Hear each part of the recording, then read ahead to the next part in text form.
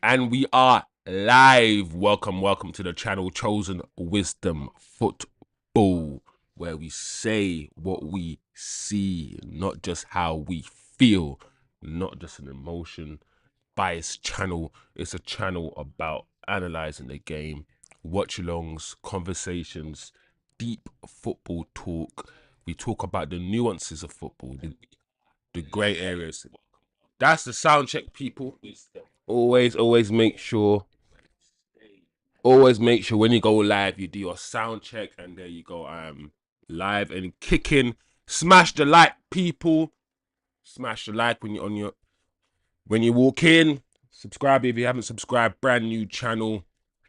And like, share all of these beautiful things. Hope you guys having a good day. It is match day. It is match minute. The match is about to kick off any minute now. We are just watching the Denis Law appreciation round of applause or minute applause. We have Sir Alex Ferguson there with other players, historical players. Listen, I wasn't around when Denis Law was playing football, but I understand his importance. I understand the Holy Trinity. Danny Welbeck is there, giving Fergie a hug as well. Danny Welbeck is in a fabrication. He's a fabric of our club. Like I said, after the Munich air disaster, the Busby Babes, the players that came to help Manchester United. After that, Denis Law is one of those legends. I think he scored over 250 goals in like 400 appearances. So he was a more than 1 in 2 striker. You don't get that anymore in modern football. He was a phenomenon. We got him from Man City, playing at the same time as with George Best and Bobby Charlton. Those three, as we know as Man United fans, are called the Holy Trinity. In that period of time, arguably one of definitely one of Manchester United's most successful period. You could argue, especially the older guys, if they were around them times and they're still there, you could argue probably Man United's most. I mean, the Fergie people who saw Fergie would say that Fergie's period is most successful, but without that period before that came before Fergie, there wouldn't be Fergie. Without these strikers, without Sir Matt Busby and all these players, there wouldn't be a Manchester United Football Club. So, as long as the young G's just understand that, just pay your respects to the legends in it. Even if you didn't see them, understand where you've come from, where your team's come from, and where your team is because of them. You know what I'm saying? But anyway, the game has kicked off, guys. It has actually kicked off. And my favorite thing is that who's that 25? Ugarte. My favorite thing about the lineup today is the fact that Zirkzee starts today, guys. I think most Manchester United fans, listen, whether you're a Hojlund fan or not, I think most of us, after Zirkzee's last cameo appearance and the cameo appearance before that, actually, because a lot of us were thinking that he should have started the game anyway. A lot of us were thinking he should have started the game um, against Southampton in the first place, but he didn't. He came on the bench, changed the game. Yes, we know that Ahmad is the one that got the 3 goals, but the game changed when Zirkzee came on the pitch, when he started dropping deep, started connecting the play, bringing others into play, little touches. He held the ball up for once. We had somebody to hold the ball up. The game changed when Zirkzee came on, and I think most of us who love football, who enjoy football, you want to see good football, can admit that it's time for Zirkzee to at least listen. He might still not be good enough, right? We still might need. Oh my gosh, there we go. Brighton on the attack already. Mistake. My gosh, Anana pushed it out. Listen, Zirkzee still might not be the guy, the main striker, but he at least deserves the opportunity to try to be, to prove that he could be. And if he's not, cool. But he hasn't been given a chance yet. Already, Brighton under attack. Save from Anana, but Anana parried it.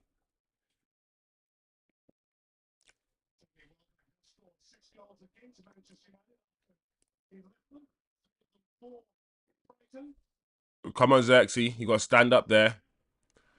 Also, Dalot being on the left-hand side, I'm not happy with Dalot on the left-hand side. I don't think Dalot is that good on the left at all. I think if you're going to play Dalot as a wing-back, personally, I don't think the wing-back position is his position. Dalot is a full-back. That's what he's best at. But playing this wing-back position, so far, especially on the left, Dalot has not been good. I don't think he's been good. I think there's been many chances, many opportunities where he's had space, where he's had time, and he hasn't produced in an attacking sense. And yes, he's right-footed.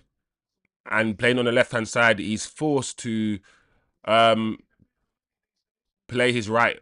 Sorry, he's forced to either use his left or check in on his right-hand side, which, is not ideal. So ideally, you'd want Dalot playing on the right-hand side because that's his position. But anyway, so far Brighton have started well, and I expected them to start well.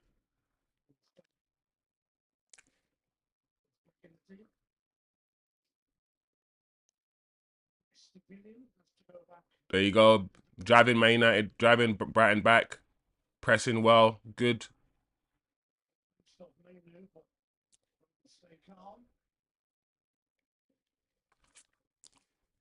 Anyway, we need a performance today, guys.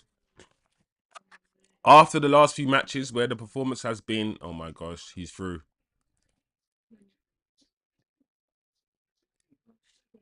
1-0 to Brighton.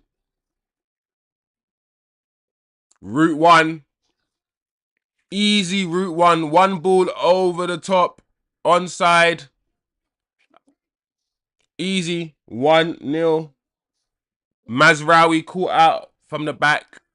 Very, very simple. Very one straight ball over the top. One of the simplest goals you'll see all season. And that's what it took to beat Man United. I have no idea what is going on with this United team. It's so easy. Oh, one straight ball over the top. It's so easy. I mean, Welbeck almost missed. Onana almost saved it, but it's such a crazy goal to concede because it's so simple. I can't believe all they did, was kick the ball over the top of us. One straight ball. And Mazraoui is just like, know where your man is. What happened to the line?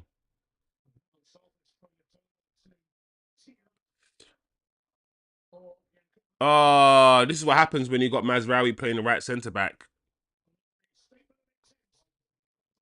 I don't even know what to say. That is so poor. Harry Maguire kept him on side. Yes, he did, but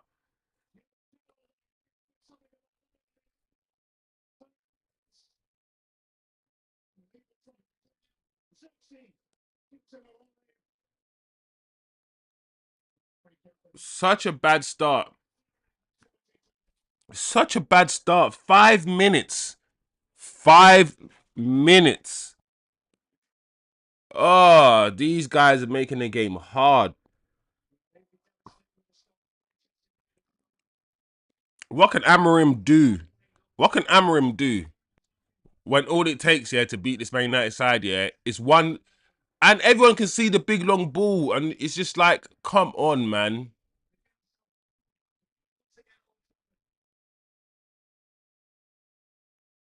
Anyway, we've got a mountain to climb. Brighton was never going to be an easy game. Never going to be an easy game, and now we've conceded a goal within the first 5 minutes, but I just can't believe how easy the goal. One straight ball. One straight ball. Like, no team in the Premier League should get beaten so easy. Just one straight ball over the top.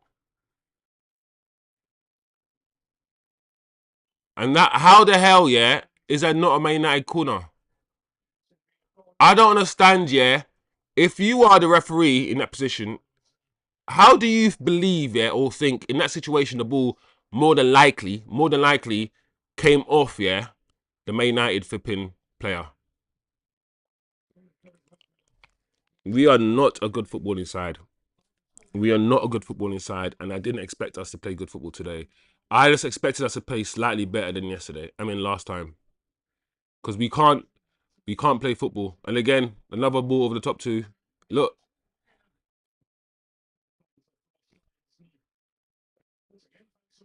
anyway, let's see what the chat is saying.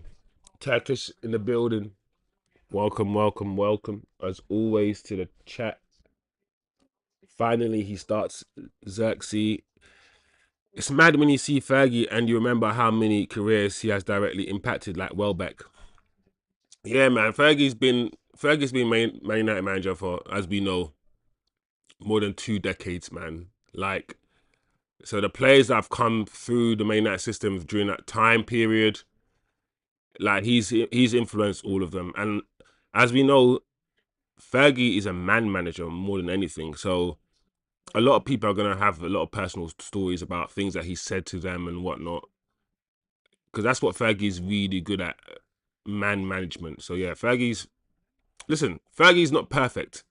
I'm not one of those Man United fans who look back at Fergie's time and say he's the perfect manager, because he made a lot of mistakes. He's kicking boots and busting Beckham's eyes and signing rubbish players and saying there's no value in the market and allowing the Glazers in the first place to destroy this football club. He orchestrated. I mean, he sat there. He brought them in. Him and David Gill sat with them, ate with them, and all of these things. So he hasn't been. He's not perfect, but boy, Fergie, man, Fergie's legacy will be untouched, unmatched, man.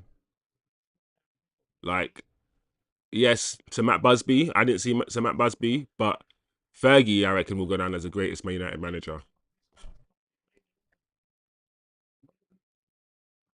Come on, we're not holding the ball at all, man. We're not keeping the ball well in midfield. It's so bad. Oh, in them little tight spaces, we are so bad. Uh, we just, it's not just Zirkzee, it's not just Hojlund.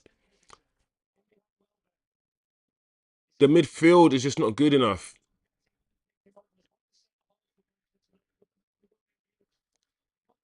Uh,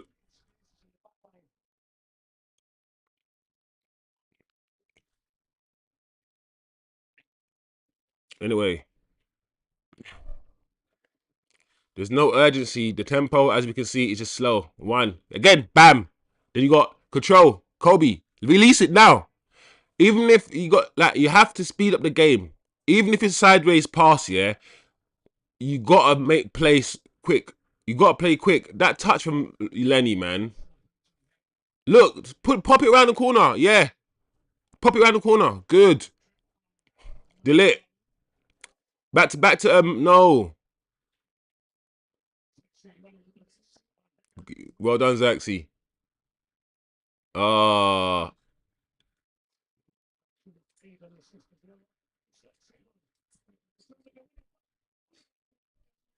well done, Joshua. Ah, come on, ref.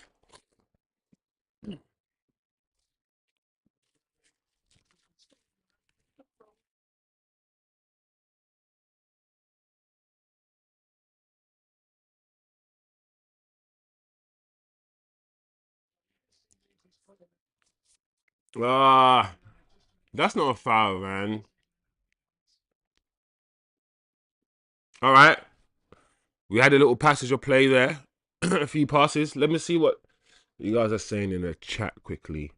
Chaotistic, big up yourselves for joining as always. In some ways, Amorim is getting lots of important data. Going 1-0 down in 5 minutes creates opportunity for United to overcome and fight back from a losing position.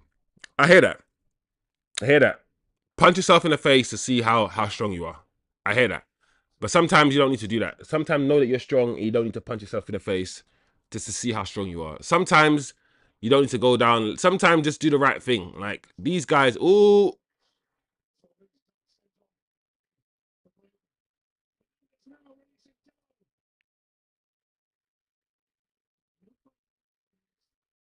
that's a foul, man. This referee, yeah, I'm not gonna lie, yeah, this referee don't want to give us no free kicks, bruv.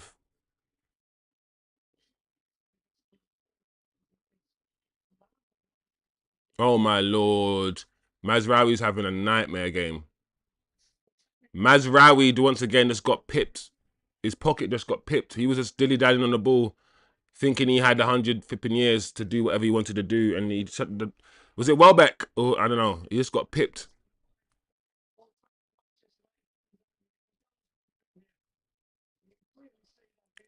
I'm not gonna lie, yeah. I've never seen tackles from behind, like that.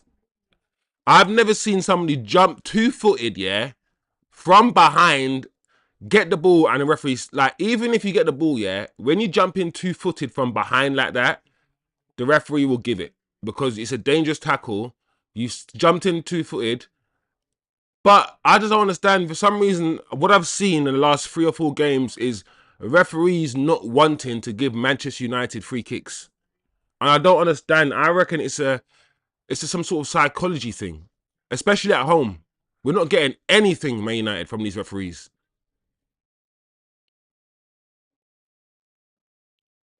The argument, he touched the ball. Yes, he did, but we've all seen the law is two-footed. He's coming in from behind on Dalot.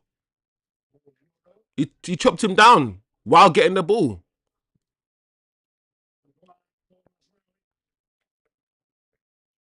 Yeah, man, Mazraoui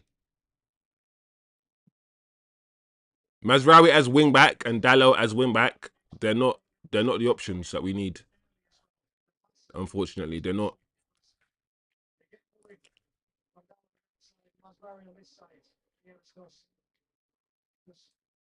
And also,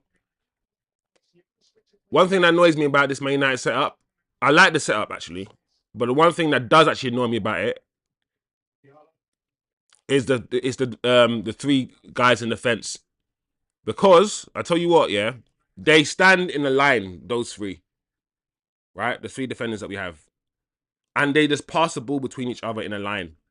And I just feel like one of those defenders need to break the lines. One of these defenders need to come out of that position, that straight line, and go join the midfield, show a different passing lane, show a different option, and all they do is just pass between each other at the back. Those three.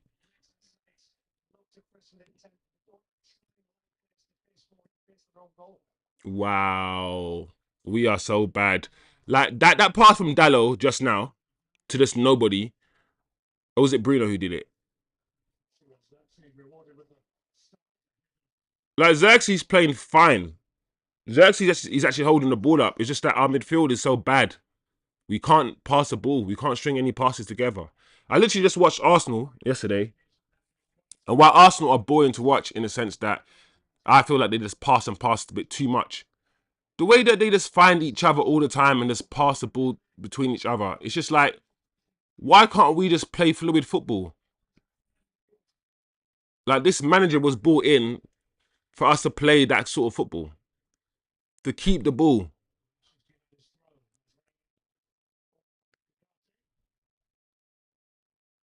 It's quicker.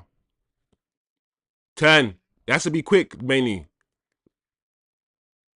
Yeah, that's the only pass you had on anyway. Why were you taking so long? Like you, and again, back to him. All right, go Dallo, go. Oh, but ugarte, you were never gonna score, bro. The way that you took so long, you had to even take your shot. Ugarte was never gonna score no goal from there. Like that's the problem with Ugarte breaking up the play and all these things that you want him to do. Good, great. But going forward, yeah, Ugarte is not.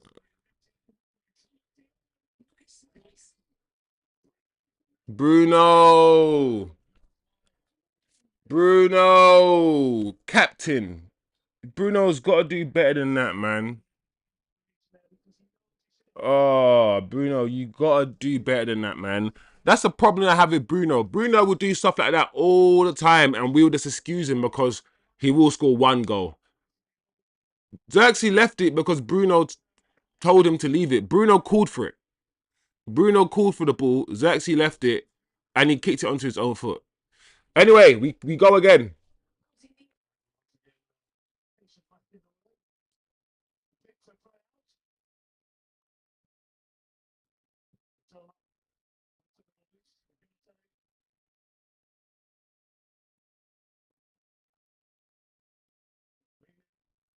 The problem is, yeah, because it's not 0-0, because we've already conceded, this is annoying.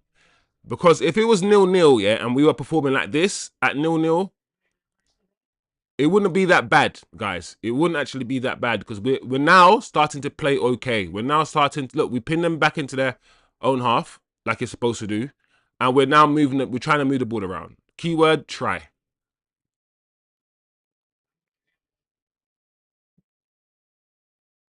And this is what you want to see from United. But the passing needs to be quicker. It's still not fast enough.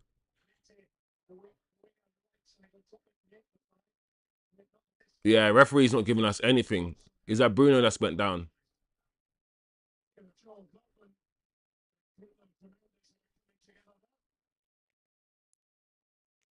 Yeah. Anyway, Mazraoui on the wingback position. The problem with Mazraoui here in this position is that we want a pace and power person in that role to just run down the line. Mazraoui is technically gifted, but he's not got the pace or power. And I really believe that the wingback positions need to provide width with like speed. That's why I believe Mazraoui probably needs to become that inside centre back, like a right centre back in the future, or left centre back.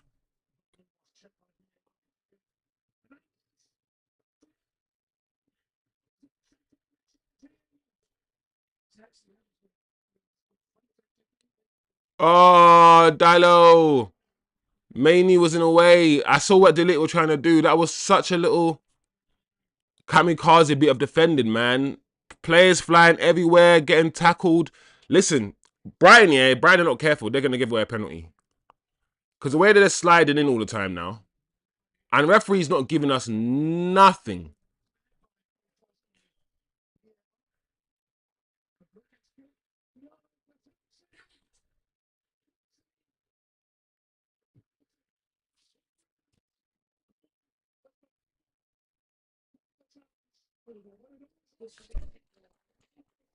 All right, it looks like we got a penalty. I was talking about the referee not giving us nothing.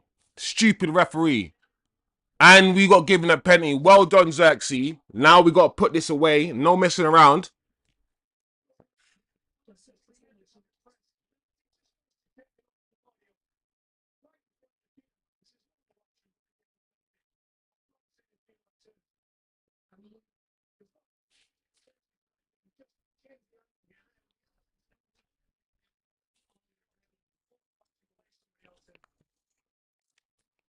Well done.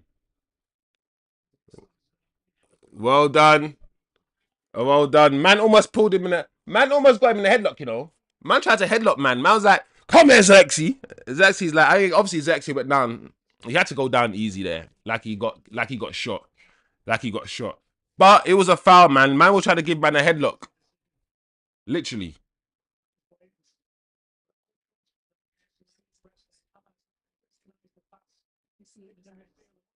No, I don't care who takes it. Me, when it comes to penalties, let the best penalty taker take the penalty. Let Bruno take it. Zirkzee, you can go win the penalty. Bruno takes it. It's all about scoring. I don't care who takes a penalty. If Bruno is our penalty taker, Bruno takes it. I'm not about messing around when it comes to penalties and be like, give it to this guy because he won it. No, no, no. I'm not. Don't mess about. Give it the best penalty taker. Whoever who won the penalty had to take it. Listen, I would love that rule. That would be crazy. I don't know how much will change because it's usually the strikers that win penalties or the attackers anyway. But yeah, Bruno, don't fuck around, please.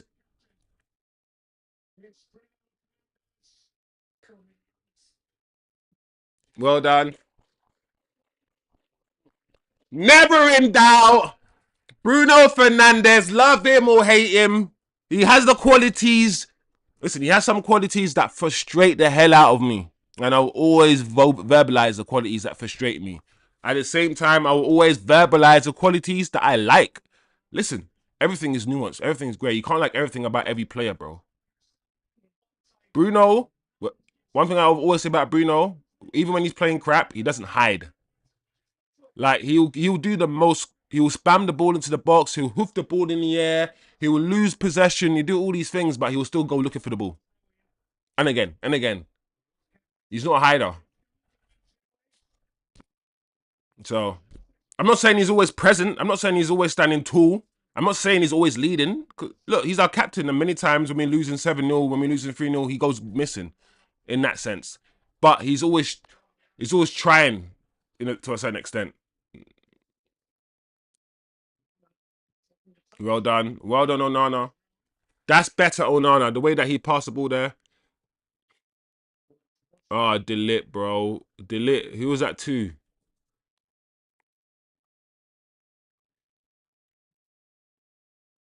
Anyway, since their goal, guys, we've actually upped the game. We've actually played a lot better since their goal.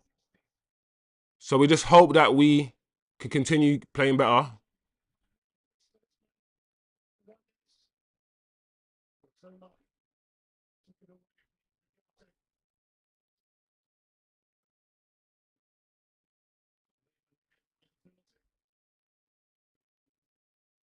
Cool. Pressure. Well done, Kobbie. One thing that the manager said, that Kobbie and ugarte, they weren't going up and down the pitch that they should have been. They weren't energetic. They looked tired, apparently, according to the manager. So today, let's see how Kobbie and ugarte marshal that midfield, because they've got Bruno with them, helping them out. So, and again, this ball to Matomo's on. Well done.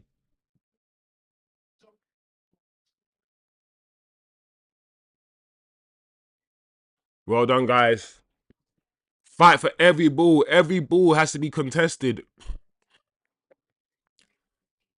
Every ball, every 50-50, jump for every, even if you feel like you're not going to get it, put them under pressure, make them feel uncomfortable.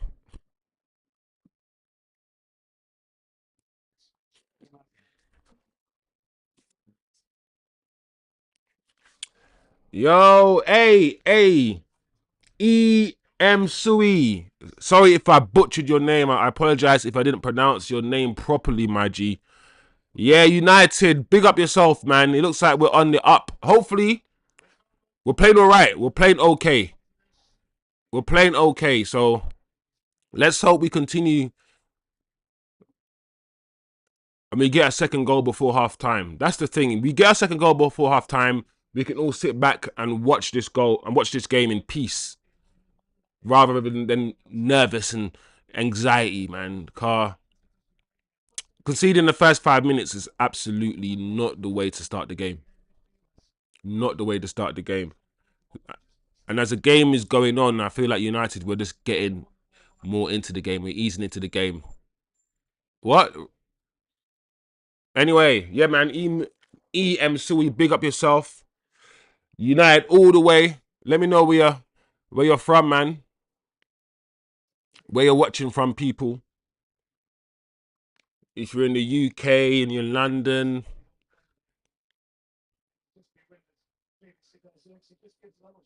Ah, Zirkzee, the tiny little push. That was nothing, man. Come on.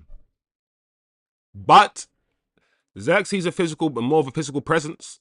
He's not as quick as hojlund, which is going to be the main issue.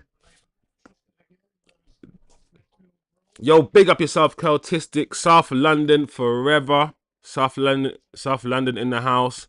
Bruno is so frustrating to watch, and I'm an Arsenal fan.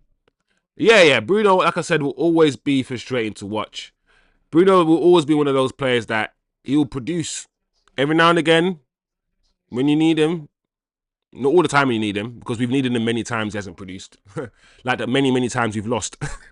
But he will produce when you least expect him to, or he'll produce something out of nowhere, randomly. And because of that, he'll frustrate you, but you can't fully hate the man. And like I said, Bruno tries. Bruno actually tries. Oh my gosh.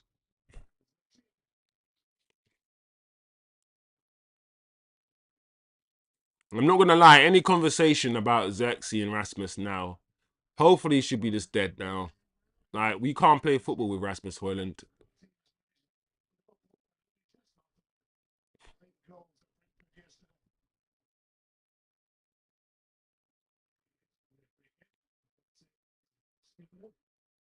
Yeah. The thing about Ugarte, and I've said this many times, and I know a lot of United fans are getting excited about Ugarte, and rightfully so, but he's not better than Casemiro. And I know this might surprise a lot of people, but the only thing I think Ugarte has over Casemiro is legs. The ability to be mobile, more mobile on the pitch. Casemiro, over time, has become, we've all seen it, he's become less mobile on the pitch. But other than that, understanding of the game, especially distributing the ball, passing, and everything else, Casemiro is better. And I'm not even talking about Eriksen, because Eriksen is better than both of them. We miss attacking ability when Ugarte's on the pitch, because Ugarte doesn't give us much of that. Ugarte is good in a dogfight. Ugarte will win the ball back.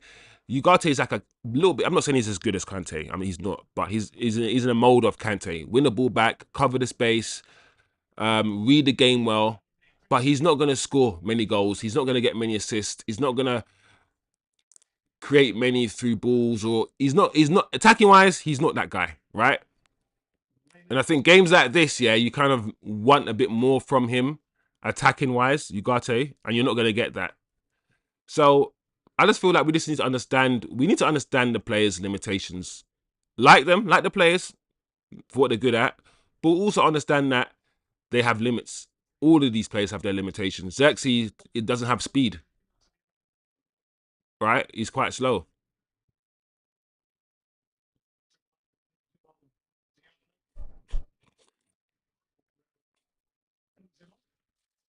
Anyway, that pass was poor to Ahmad.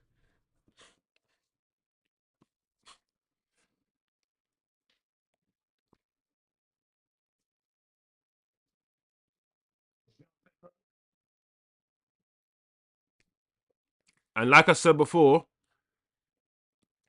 in long term, the Ugarte and Kobbie Manu midfield does not work. It doesn't work. And I'll tell you why, yeah?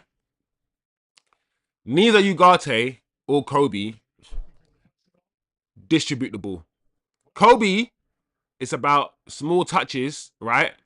Making small touches and dribbling out of play, dropping a shoulder. Kobbie, Manu, is not a player that's going to deliver a 20, 30-yard pass. Kobbie Manu is not a player that's going to switch the play. He's not that, and neither is Ugarte. So you got two players playing in the DM role, playing in a double pivot, and neither of them are ball distributors. Neither of them. Kobbie wants a small, short, intricate passing. That's what Kobbie wants to do. Kobbie wants to do that near the opposition box. Kobbie's an attacker. Watch Kobbie in the inside left channel in the opposition box, and that's where he comes alive. He's not a box-to-box midfielder. He doesn't have the engine and the awareness to even play that deep role, or the speed, or the physicality. So even though we're doing okay right now, that double pivot for me doesn't work. It just doesn't work. Not in the Premier League.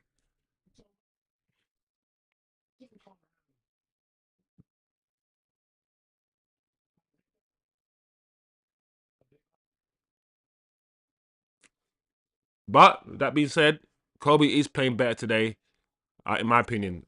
Oh my gosh. Well done, Bruno.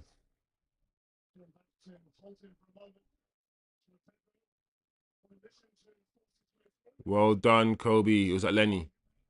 It was Lenny Euro.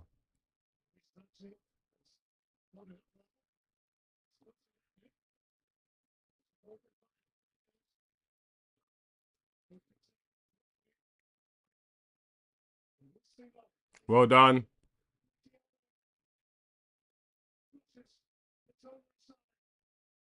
Well done. Well done. Good move from Zirkzee. Well done. Is that not a corner? I thought Ahmad was gonna try and get a penalty there. I'm not gonna lie, yeah. Could you have gone down? No.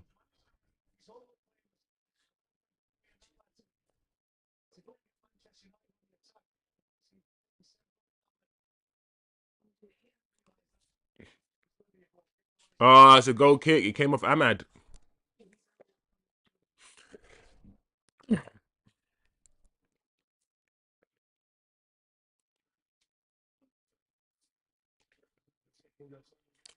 One thing you need to understand, yeah, if that ball went to Rasmus Hojlund, there, the way that Zirkzee controlled the ball, did a little piece of skill around 3 players. If that was Hojlund, that doesn't happen. It doesn't happen.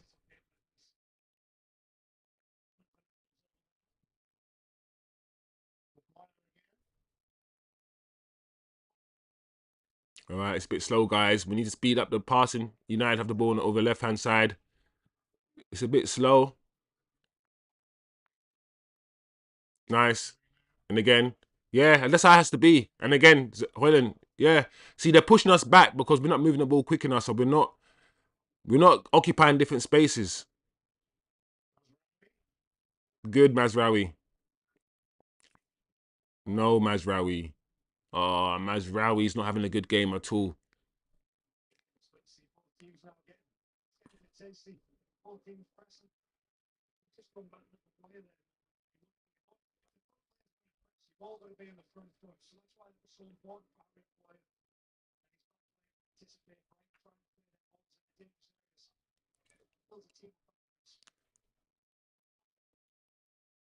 Well done. See the way that Zirkzee didn't run straight at the goalkeeper? He curved his run. He closed off the passing lane to the goalkeeper's left, so the goalkeeper could only pass to the right.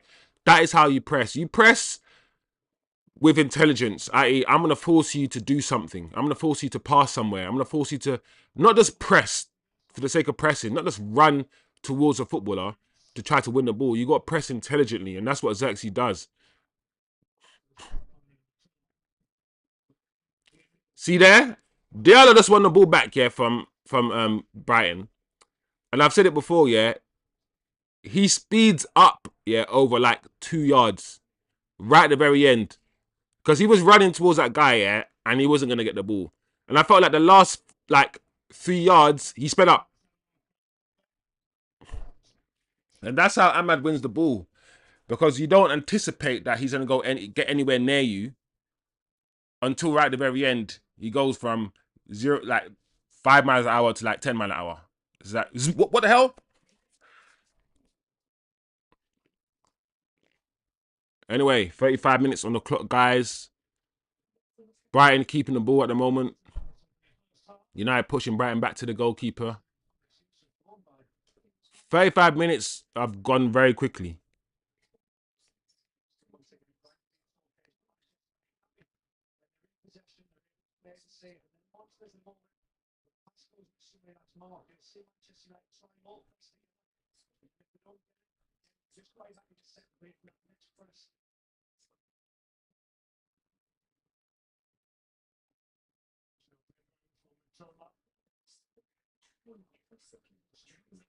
Oh man.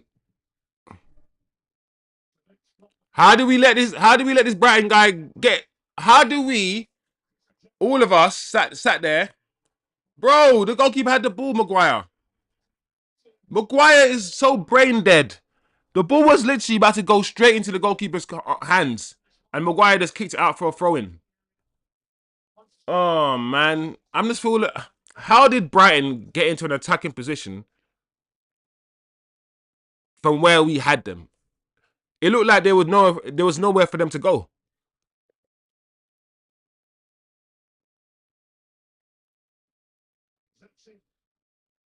Well done, Zirkzee. Oh man. I'm not gonna load Dalot. I'm not gonna load. I'm not gonna load Dalot. I'm not gonna lie, Dalot. Dalot, a few times Dalot's been put through on goal, yeah? Not really through on goal, but put through, right? And I feel like he's not had the required pace. And I feel like Dalot's quick, but he's not had the required pace to get past his man. And he's tried to, which is probably the right thing to do, to be honest. He tried to cut in, right? And I think your coach will teach you that if you can cut in and cut past the defender, you've essentially cut them out of the game because they have to foul you. They have to clip your heels, or well, they have to do that. And Dalot, I feel like he's tried to cut across the defender twice now. And even though that's kind of the right thing to do, you only do that if you're ahead of the defender. I feel like Dalot could have continued running down the wings, basically. Kobbie, man. Where's Kobbie going there? That's the problem with Kobbie. Kobbie wants to dribble with the ball a lot. His natural instincts is to put his foot over the ball and to roll the ball. Like, Kobbie's like a street baller, almost.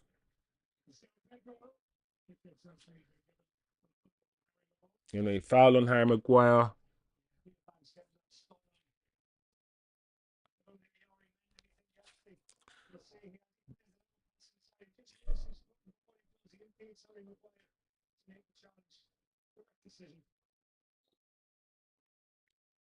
Yeah.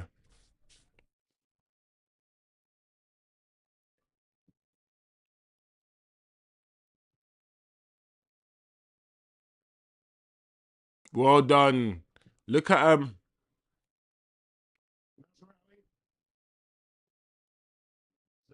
Well done, Zirkzee. Well, that's cut out well.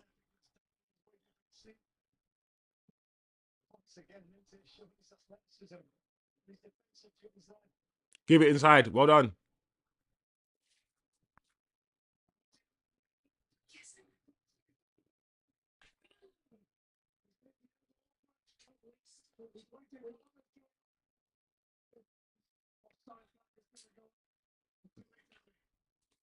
It was offside, Dalot.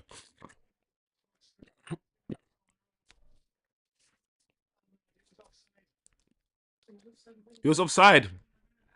Yeah, Amma was offside apparently. Okay, I get it.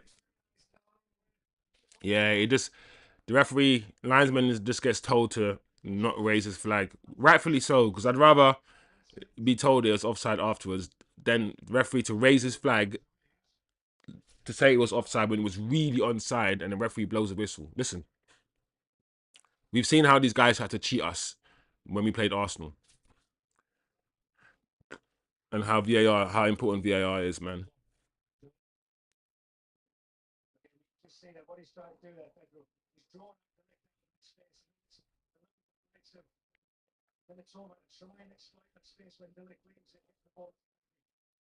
Yeah. So the game's kind of reached a point where it's a bit slow.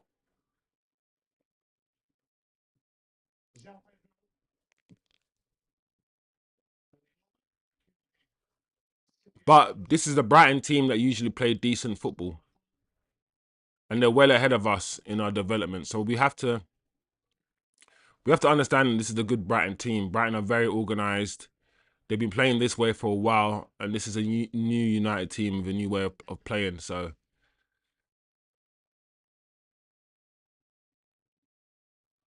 once again, structurally, apart from that individual error from Mazraoui, you can argue Maguire for not maintaining the offside trap. Other than that, structurally, we've looked okay, and we usually do. I've always said the system is not really the problem. It's the players in the system. Well done, Dalot. I'm not gonna lie, that did look like a foul from Dalot. It did look like Dalot pushed him a little bit, but it is what it is. There wasn't enough in that. There wasn't enough in that Dalot push, to be honest. Yeah, Mazraoui. I know manager likes him technically, and his technical level is what the manager wants. Oh my lord! Wow, wow! What were we doing?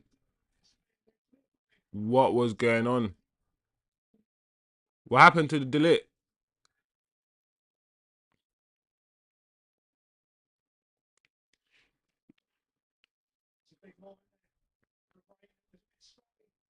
Once again, some scrappy play. Look, what's Lenny Euro doing?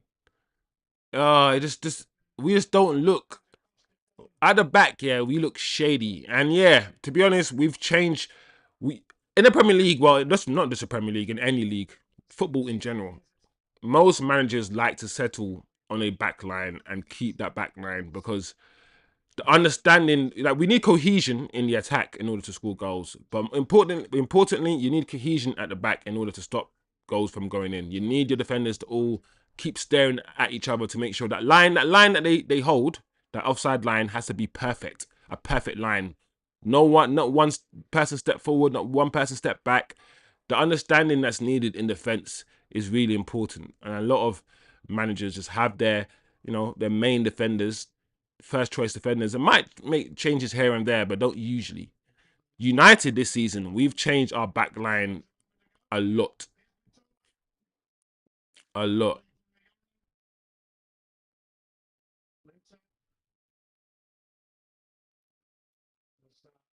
Well done. Well done.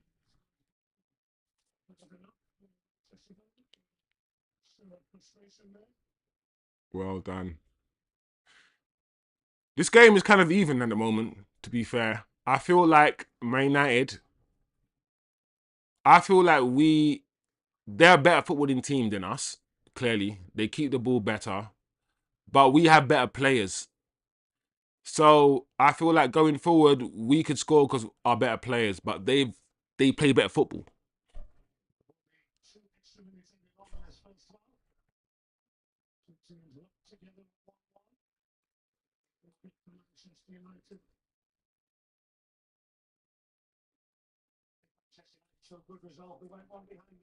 Yeah, yeah, I agree. It's good that Man United went behind, and came back. Like I said, I'd rather not go behind at all.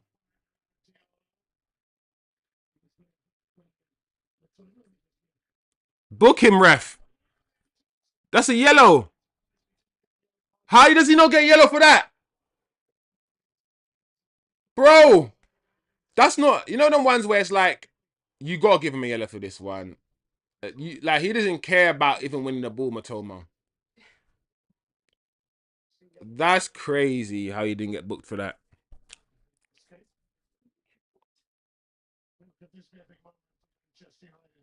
All right, what can we do from this set piece? Can Bruno beat the first man? Let's see if our captain can get this ball past the first man.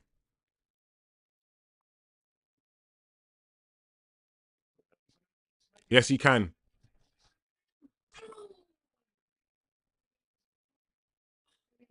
What happened there?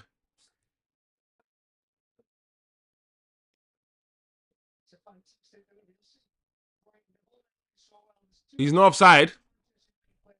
Len Euro's offside.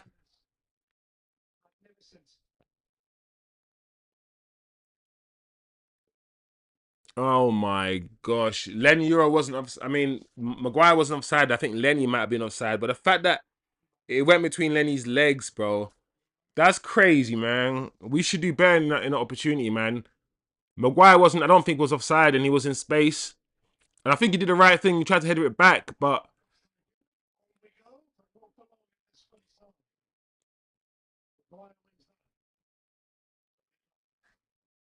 that's a nice touch.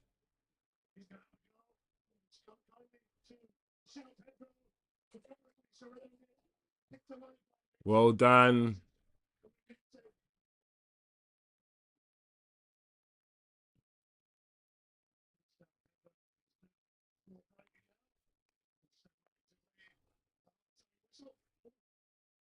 Pedro's down. I think that's it, guys. I think the referee should have blown for the halftime. For halftime.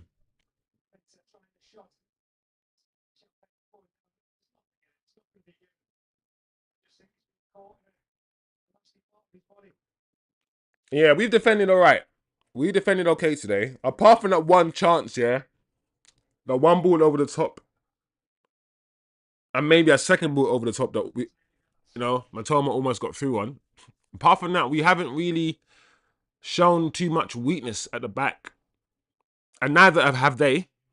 But we're not a good attacking side yet. That's the manager said it many times, and it's clear that we don't attack well. And there you go, guys. Half time, Man United 1, Brighton and Hove Albion 1. Listen, rocky start for United. Rocky start. Conceding a goal within the first 5 minutes, especially after giving the team. We've been given a team that we've been calling for. Almost. I mean, Zirkzee started, and a lot of people wanted Zirkzee to start. Ahmad is in a 10 again. Um, Bruno's in a 10. We don't want to see Bruno in a 10 realistically, but there's not many. Personally, I would play Kobbie in a 10 and play Bruno in the 8. I'll swap Bruno and Kobbie. Bruno can play facing the goal. Bruno can play those 20, 30 yards switching the play. Bruno can play those vertical passes much more than Kobbie can. Like I keep saying, Kobbie wants to play closer to the goal. Kobbie wants to play the one touch, short passing, intricate game in the box. That's what Kobbie wants to do. Bruno and Kobbie, I've always said it, the manager needs to just swap them around. When they play often Kobbie drifts in that left hand side, left hand position anyway, and Bruno. So just swap them. Let's swap them around. I'm glad Martinez is not playing. The reason why I'm glad Martinez isn't playing isn't because I don't think he's not good enough. It's because I think accountability needs to be installed in Manchester United Football Club. And the idea that this man, Martinez, yes, he scored a goal in the last few games, he's got a goal and an assist. But before that, the 3 games before that, the Newcastle, Bournemouth and all that, where he was single-handedly causing us to lose, where he was making mistakes and silly passes, where he wasn't tall enough or big enough to jump. All these mistakes he made before that, and he never got dropped. He needs to get dropped for those errors. He needs to get dropped. He needed to get dropped for those mistakes. So not seeing Martinez, maybe the manager realizes that this is going to be a large team. They're going to put crosses into the box, and he's made that change, which is good. Apart from Mazraoui, who's made a few errors, and maybe Maguire, who didn't push up quick enough, the defense has been okay. The wing backs, as I've said, we need to upgrade our wing backs. They're good footballers, our wing backs right now. Mazraoui and Dalot, they're good footballers, but I don't know if they're the right profile for the wing back position. That's the issue. I don't know. But the game is basically 0-0 again. All to play for. United can win this game. We're at home, so I want us to play a lot better. We can play a lot better. And we just have to wait for the second half to see what happens, man. It's been an okay game. Decent game to watch. Zirkzee's holding the ball up well, bringing others into play. He's doing what he needs to do. What we're not going to get from Zirkzee is that blistering pacing from behind. We're not going to get that, but we don't get that from Rasmus Hojlund either. And that's what he's supposed to have. He's supposed to have this blistering pace. So us not seeing it from Rasmus, and that's his actual strength. So it is what it is. Anyway, guys, I'll be back in literally 2-3 minutes. Stay tuned, stay locked, have your drink, have your coffee, your tea, your smokes, and we'll be back in time for the second half. So yeah, stay tuned, stay locked, smash the likes as always, man. Love the support, always love the support, guys. And yeah, be back in a bit.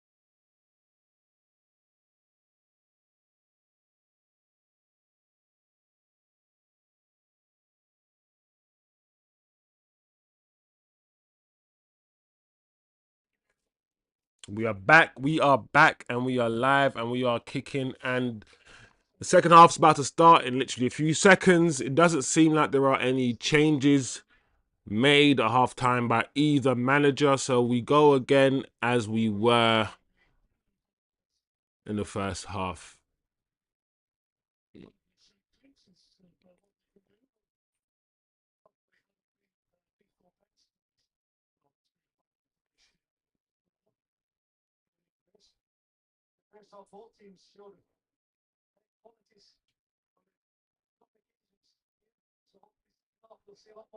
Why does it? I've noticed, yeah. Why is it always opposition that gets the ball down quicker than we do? Like, we're doing the head tennis here just now. Bare head tennis, head tennis. But I noticed that as soon as every time the Brighton player tried to get the ball, they were trying to head it down. They were trying to get the ball under control. While we were just trying to do some head tennis stuff. We need, yeah, like a whole preseason, man. What the hell?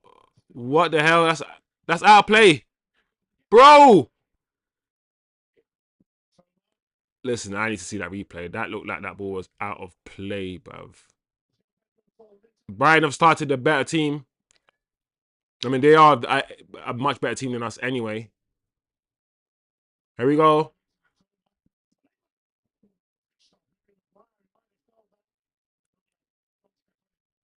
Well done. Come on, man. We can't start the first. I don't know what it is, man. The way that we start games, yeah, for some reason, is so bad. We started the first half, yeah. The same way we started the second half is the same way we started the first half and we conceded within the first 5 minutes.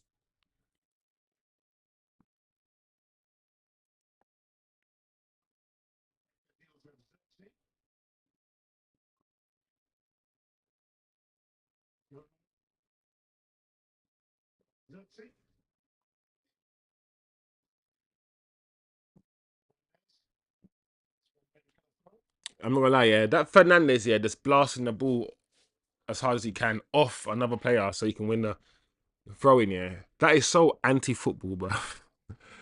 It's such an anti-football thing to do. Like, he was like, I ain't trying to get the ball under control, trying to find my man. I'm just gonna come in and just whack it. And if it hits the opposition player and comes off, then yeah, it's my throw-in, which is what he wanted to do.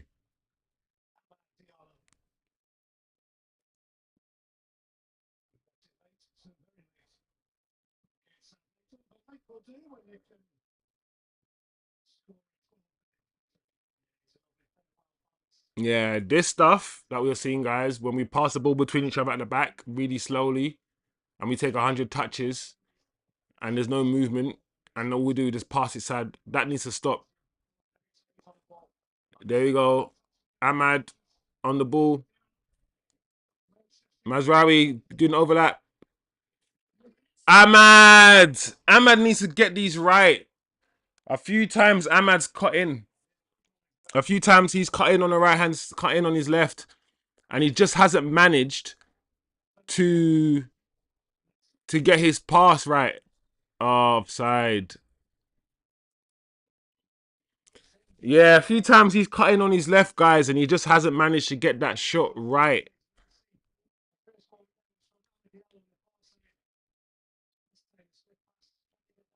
That's better though, guys. Much better.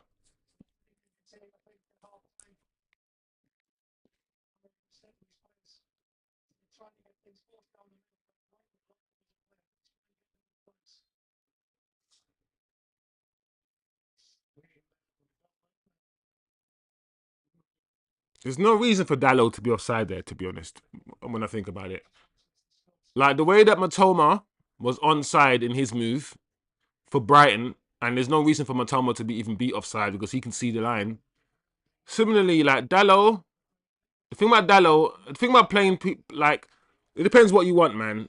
The manager is obviously playing defenders as wingbacks. And when you play defenders as wingbacks, they are defenders, right? So their mindset is defend first. Their mindset isn't attack first. You almost want to. You got to play attackers at wing backs. You almost want to play wing backs who attack first, but are strong and they're defensive minded, i.e., they get back into place, they get back into shape, and they hold their shape. You don't need to be an amazing defender to play wing back. You just need to get back and be decent and get back into the shape.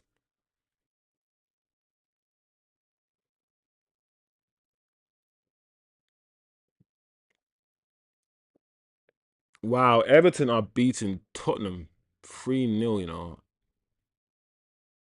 That is a wild result.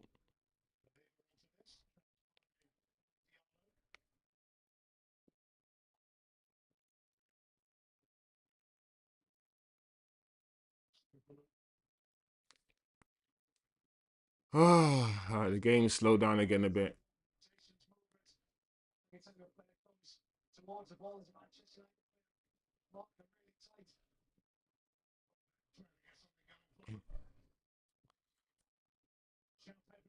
That's nice.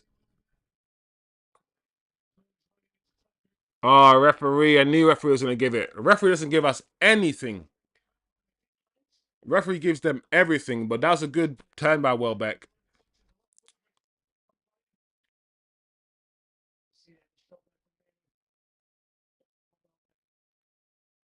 Uh, it's slowly, guys, turning into a poor game again.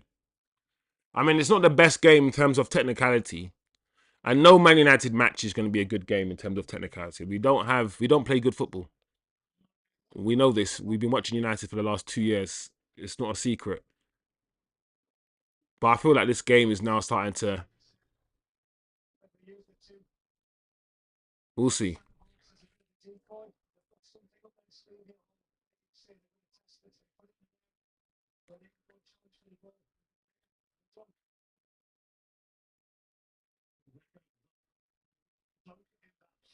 Here we go. Let's see what Brighton can do here, man. Looks like a outward swinger. Oh wow! What the hell? What happened there? I have no idea what happened there, but it's 2-1 to Brighton. Somehow the ball, one of the worst free kicks, one of the worst free kicks I've seen. Yeah, taken. It was so low. It was terrible. But we once again our defending is shocking, man. The structure is right, but individually, man, like how do we not get this ball clear? Look at this.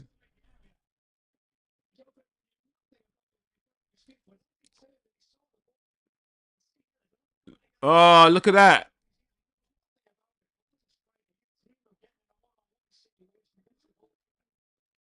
He turned so easy. And the way he scored as well through the goalkeeper's legs. That's how you score, man. I'm so tired of seeing Rasmus Hojlund get put through on goal and smashing it straight at the goalkeeper when you can easily just put it through the goalkeeper's legs.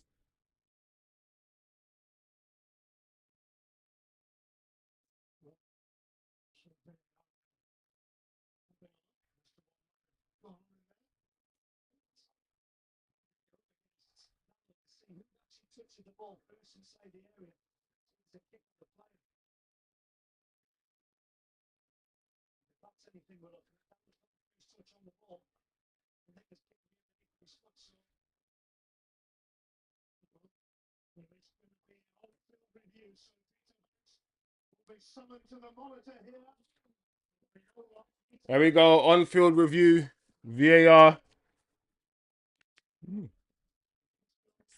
We can only hope. We can only hope and pray.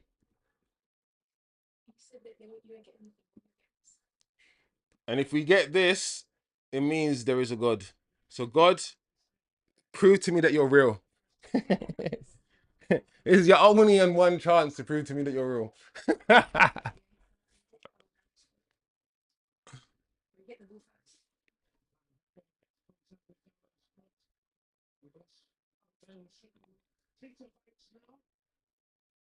That's a foul. How many times did you see it? Dalot touched it. He kicked Dalot's leg. Dalot touched it. He kicked Dalot's feet. Bro, like, how many times do you need to watch this shit? Like, only one time you need to watch it. Hurry up.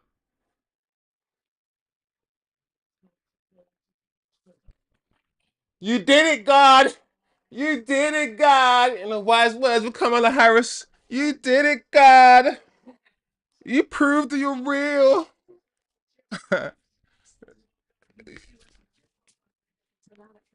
This has not been good, by the way, guys. This has not been good. Like, I hope, once again, this is some sort of wake-up call, but I don't think United do wake-up calls. The match before should have been a wake-up call. The 3-0 to Bournemouth, the 2-0 against Newcastle, these were all wake-up calls and nothing's changed. So, it's not going to be a wake-up call, but I just hope that we just...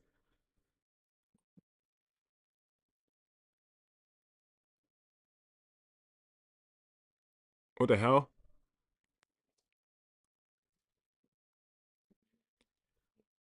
What's Turkish saying? I wasn't expecting them to beat you, but this game is reminding me how much work your team still has to do.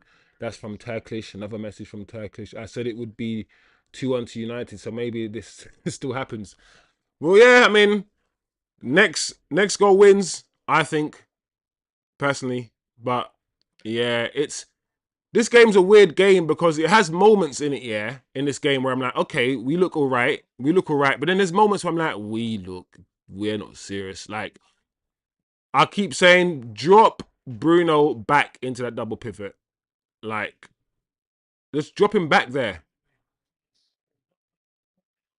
Like, we're going to get beaten today. Oof. Like, the game's going on. Brighton look the more energetic team. They look that more likely team to score. We haven't produced any attacking threat in the last 10 minutes. We just need to put our foot on the ball and move it a lot quicker. Like right now, Dalot walking, he's just walking on the pitch. He's standing still, yeah? And he's taken 10 touches before he just passed it sideways back to Maguire. Why doesn't he just pass it sideways back to Maguire without having to take 10 touches? It's like, why are we so slow on the ball? And we're slow on the ball for no reason. Like, it's not like... Well done, Zirkzee. Oh, unlucky.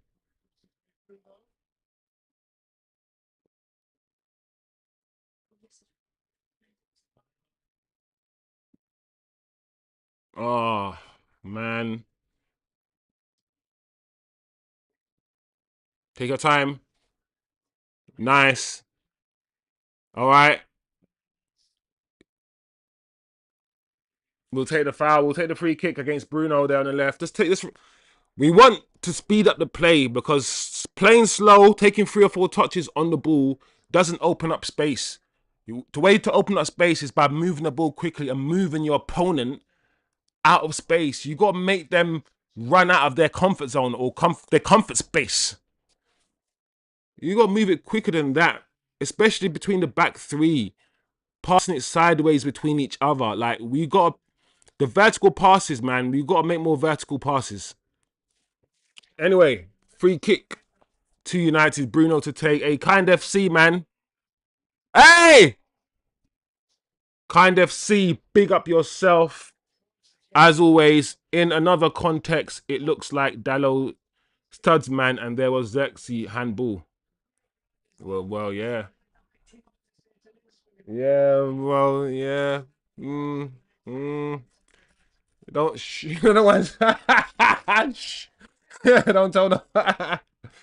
But it is what it is, man. We'll take it. We'll take it. You know them ones. See how Zirkzee curbs his run to give Bruno an outlet. Yeah, exactly. I've said the way Zirkzee is just a more intelligent footballer and he's a better footballer. The only thing about Zirkzee, is that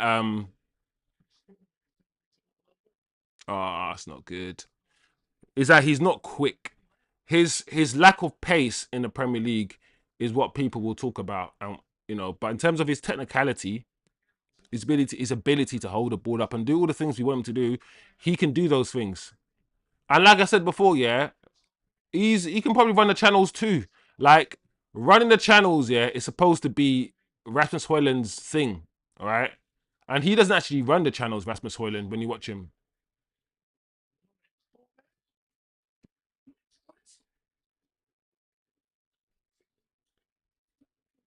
What this time? This time it's happened. This time they've done it.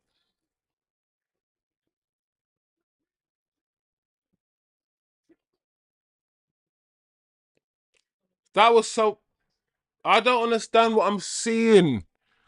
I don't get it. I don't understand why that ball was the slowest ball, yeah.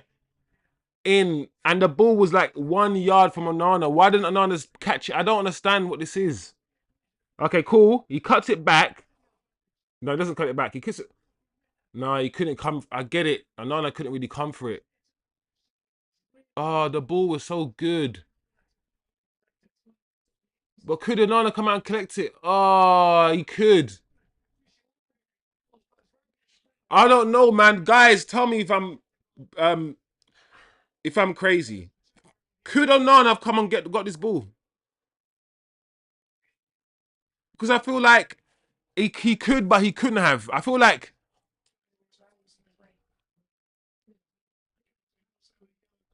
oh man, why couldn't Mazraoui just taken? Why couldn't Mazraoui in that position use his left foot and just clear it with his left? Like I don't understand. Oh my gosh, I'm done. I'm tired, man. I'm tired. This is jarring. Oh, you want two things happen there. I feel like I don't want to, I don't want to be on Onana's neck, yeah. But I feel like a goalkeeper in charge of his box there comes out and jumps and collects that ball. But then I'm like, the ball was also a good ball, so I get it because it was perfect. It was like, should I come and get it? Should I not? And then maybe Onana, in the corner of his eye, saw Mazraoui and thought, Mazraoui's got this. But I don't know, man. Yeah, this is strange, bro. This is strange.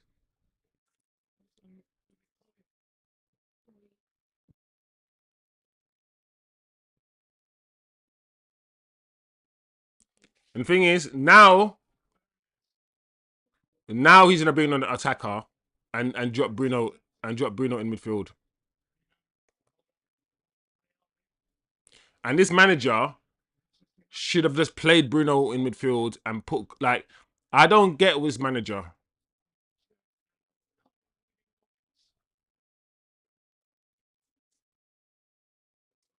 Yeah, this is so bad, guys. Oh, let's kind FC, man.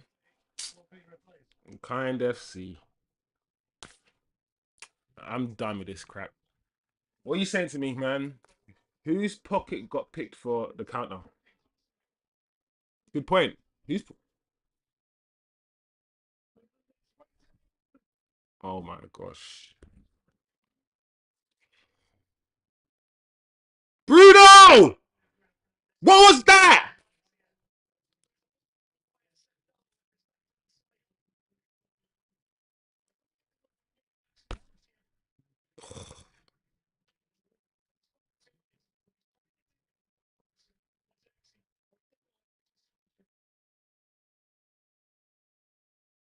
What's this manager done now? Manu Ugarte. Once again, he's done the same thing. Once again, this manager has changed the midfield too. Once again, and I'm like, why does he keep doing this Ugarte Manu midfield? It doesn't work either. I keep saying you're playing with two players, and neither of them are ball distributors. Neither of them are passers. Neither of them. You're playing with two people in the midfield, and neither of them are passers of the fucking football. Ugarte is not a passer of the ball. He's not Michael Carrick. He's not a pair. He's not a ball distributor. And now that it's Kobbie Mainoo. So you got your 3 fucking defenders. Neither of them are ball distributors. Maybe Maguire, but neither of them are. Then you got in front of them 2 midfielders who are not ball distributors. One of them wins the ball back. The other of them wants to do 5-yard passes, intricate play, dribble with the ball, Kobbie Mainoo. Like, and you wonder why the ball's not going forward. And the only person that passes the ball forward and fizzes the ball through is Bruno.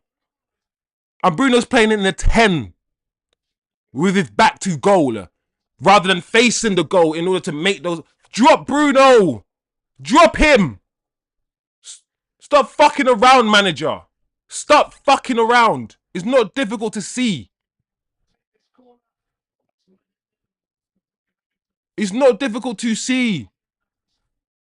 Kobbie Mainoo, yeah, is not a box-to-box midfielder. He doesn't have the engine and the physicality. Everyone can see it. Stop doing it. My lord.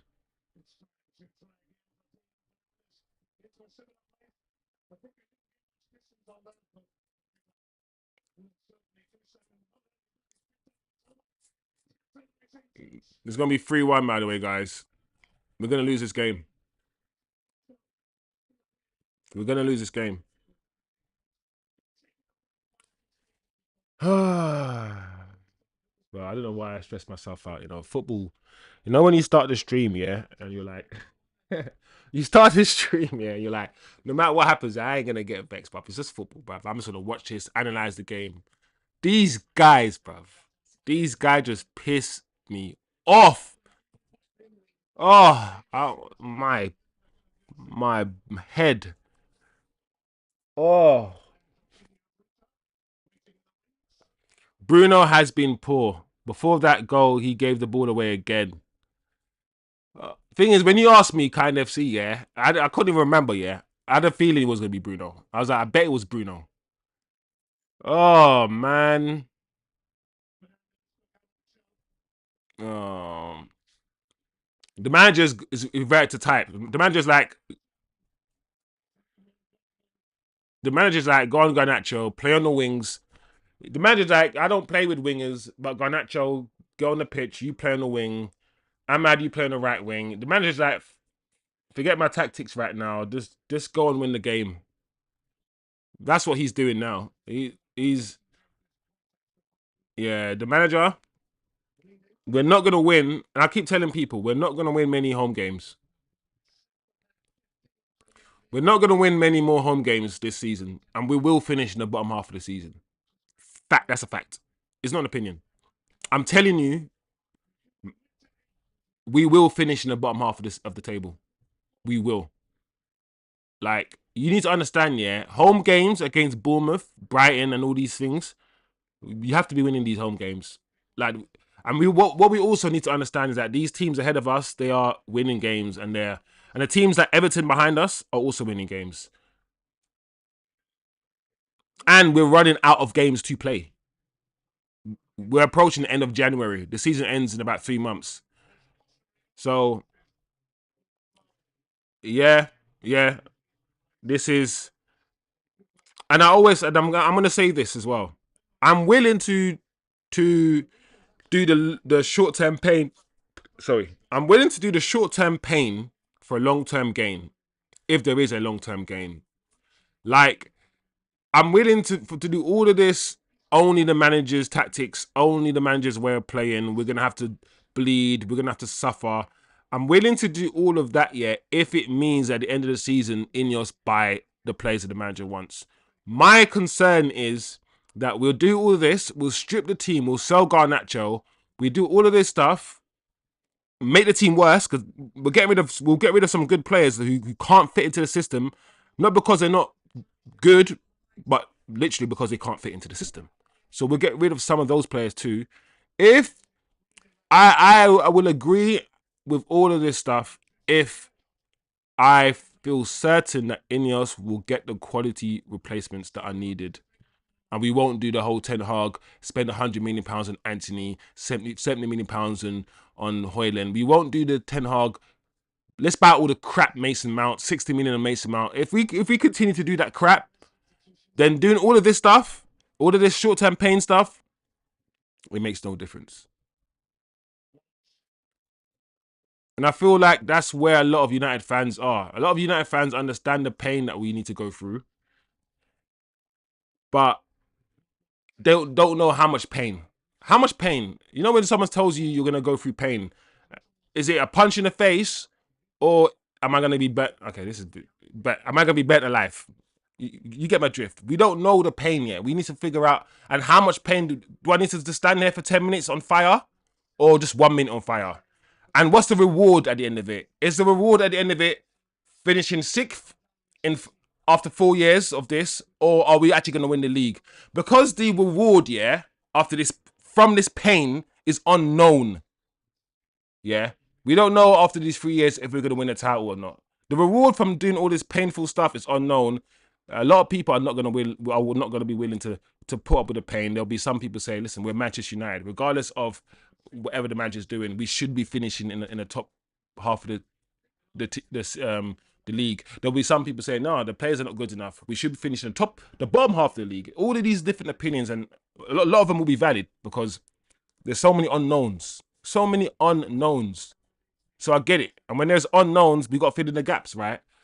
But one thing is clear, is that when we have to play football, the manager has said this, a lot of the goals we score are negative goals, i.e. us winning the ball back high up or something like that, or the opposition making a mistake. A lot of the goals we score are those goals rather than positive goals. We have done something. We have created a chance by playing some good football. We play well against the top teams, yeah, against the teams where we have to sit back and not play football and counter-attack, i.e. Ole Gunnar Solskjaer, Ten Hag football. When we have to play the Brightons of this world, the Newcastles and the Bournemouths, when we have to be on the front foot at home and actually play football, that's when we lose. That's when we find out. We're a transition team. This team is still in the mold of Ten Hag. This is the team that Ten Hag built, and this manager has to somehow change the mindset of the players and change the actual players who are built for more of a counter-attacking game rather than sustaining pressure. There's so many things that need to change. So many things that need to change. And the manager is doing all of this stuff during the season. He's trying to implement his way, make these changes, these end-of-season changes or pre-season changes mid-season. Like, there's nothing else to watch in the game. I'm not watching the game anymore. I'm watching the game, but there's nothing to analyze. I honestly feel like we're going to lose this game. So I'm just going to talk about football. Anyway, guys, let me see what you men are saying. What are you guys saying? Well done, Ahmad, Kind FC. Osman in the building. Big up yourself, Oz. Always, bro. Always big up yourself. Not watching today, but I just saw the the minty tackle. Absolutely nailed on red card. That would be a red card 30 years ago. Yeah. Yeah, you can argue that, definitely, bro. I see what you're saying.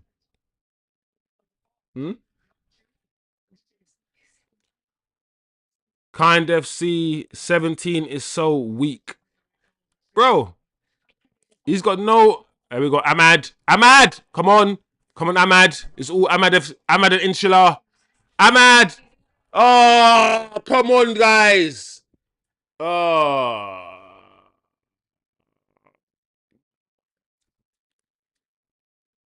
Come on, Ahmad, again. Ball in the box. Oh, goal kick.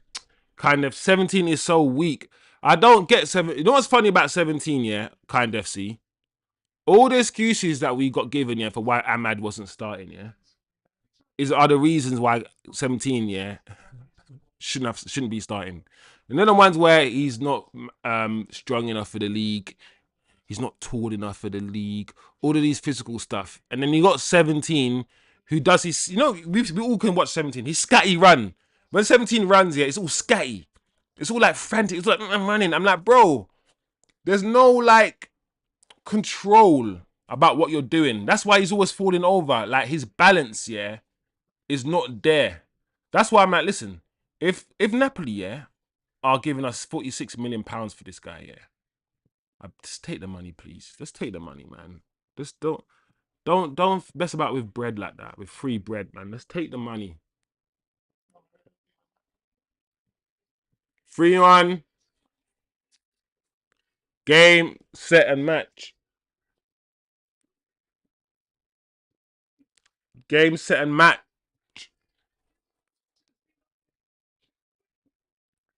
Game, set, and match. There's nothing for me to say. I've got nothing to say. That is poor. Onana, I cannot defend that, man. After Bayinder's performance the other day, and to see this goalkeeper, one, not come for the cross, yeah, that I feel like he should have come for that cross that led to the second goal. And then this goalkeeper is just this simple cross here. You can't gather that ball. Are you being serious? Yeah. I've defended Onana, yeah. I've defended Onana a lot. I've defended this guy a lot, but I can't defend that. It's done. The game is done now. That is not... And the thing is, and Ligt still almost saved it. Ligt almost still... Yeah, I can't defend Onana. Onana needs to leave the club. I've seen so many people online, yeah, talk about Onana, and Onana needs to... We need to get a better goalkeeper. And I've always said, do you know what? We can win the Premier League with Onana in goal. Onana is not the main problem. And we'll go games. We'll play games upon games upon games, yeah, where Onana's fine. Like the last game, yeah, that we played, like Onana was good. That match that we won, the last match, Onana was good. He made some good saves. But every now and again, every once in a while, Onana will do something like that. And I think the problem is that we spent £55 million on him. If he was a goalkeeper, we spent 20, 30 million pounds on. Fair enough, but he's supposed to be like the goalkeeper, bruv. We spent £55 million on him. And I also feel sorry for Zirkzee, man, because it's not Zirkzee's fault. Zirkzee hasn't done anything wrong today, but once again, we started with Zirkzee. We played with a player that we want to play with, that a lot of fans wanted to start, and the same result. Has he played better than Hojlund? Does he play better than Hojlund plays? Yeah, he does. But, yeah, Onana needs to get dropped.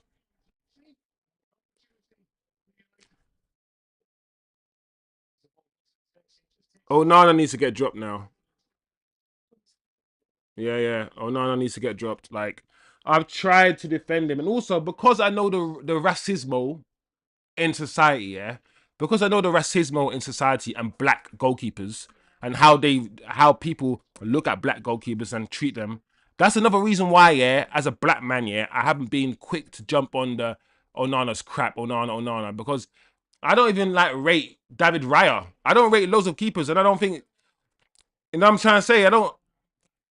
But all of that being said, Onana, my patience, I'm not gonna lie, I've been defending you, but my patience is growing thin. If I hear that Man United are in for a new goalkeeper, I'm not gonna cry about it. If I hear that Man United are trying to sign another goalkeeper, I'll be like, cool. Onana, listen, your confidence, I like Onana, I like your confidence. I like the way you talk.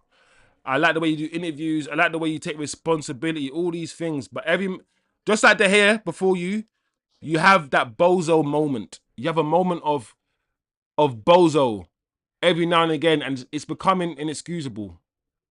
I'm not gonna lie. So it is what it is, man. It is what it is. Anyway, let's see what you man are saying, Car.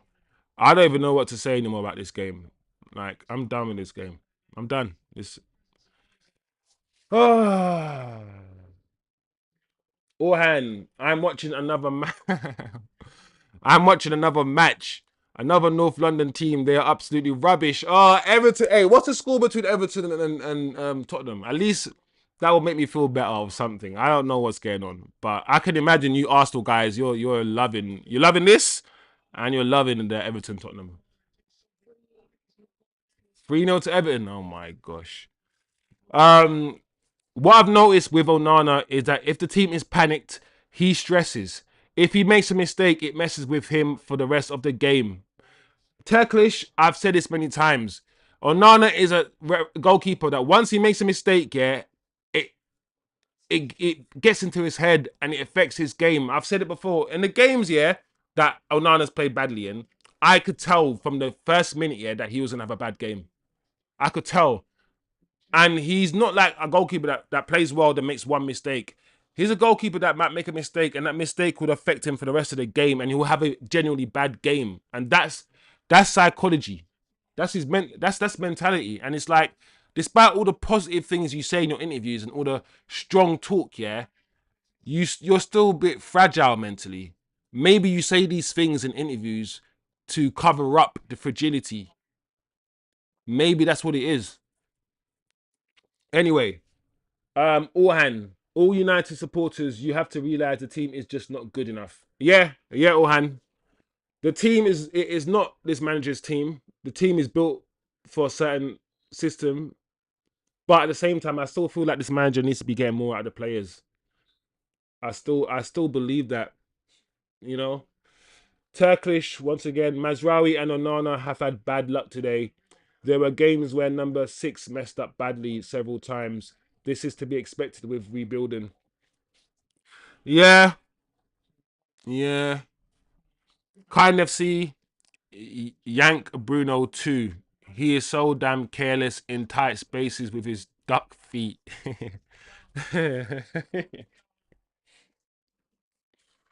Oh, bro, I've been saying this for time, man. Man, Bruno waddles like a duck. Like, Bruno's that guy. Yeah. He plays number 10. He plays the number 10 role, yeah, for Man United for like 3 years, and he can't dribble with the ball at his feet. And I'm like, bro, have you ever seen a number 10 that can't dribble? Just can't. Oh man, they can't dribble with the ball at his feet. The problem is we don't have anybody. It's like the manager doesn't want to play Casemiro. He plays Ugarte and Kobbie, and they're not good enough. He takes them off. Bruno should be taken off, but then if you take off all these players, who are you gonna play? I think we're just realizing that the players are just.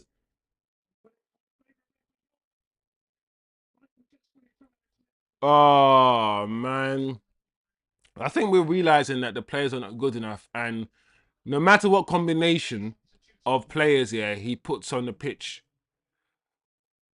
like, it's not gonna happen. It's not gonna work. So, yeah, man. Anyway, Mo, hey, Mo, man, big up yourself, man. It's been a while since you've jumped in the channel, Mo, man. What are you saying to me? What are you saying to me? If Andre Onana plays another game for this club, I'm done. One good game out of 10 isn't acceptable. That's the thing. I don't know if it's been one good game out of 10, because it's like the problem I have with goalkeepers and for outfield players is this. Yeah, our outfield players, yeah, factually play worse than our goalkeeper. Look at how our outfield players have played today. Look at how all of our players have played today. Look at the mistakes they've all made. The issue is you're not allowed to make mistakes as a goalkeeper. We know that. If you make a mistake as a goalkeeper, it leads to a goal. If you make a mistake as an outfield player, it doesn't always lead to a goal. The problem is Onana is just as bad as our outfield players. Sometimes he's better.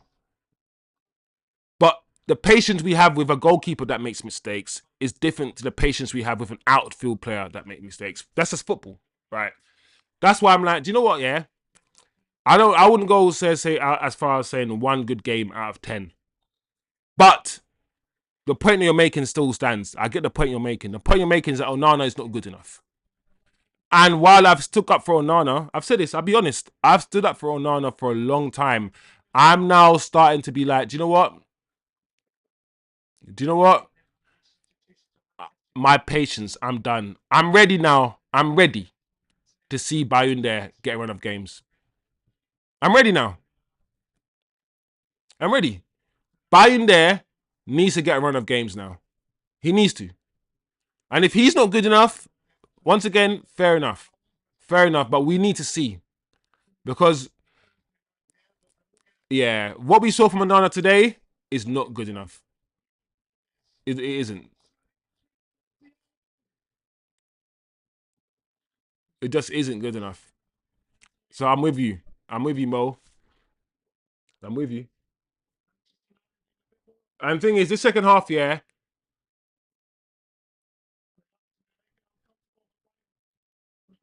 Oh, Maguire. Turkish. As an Arsenal fan, Onana isn't worse than Raya. I've always argued that we could win the league with Onana, and Onana is not a problem. But nah, man, nah. That mistake today is just unforgivable. Unforgivable, man. I can't. I can't. And the thing is, it's because we spent £50 million on him.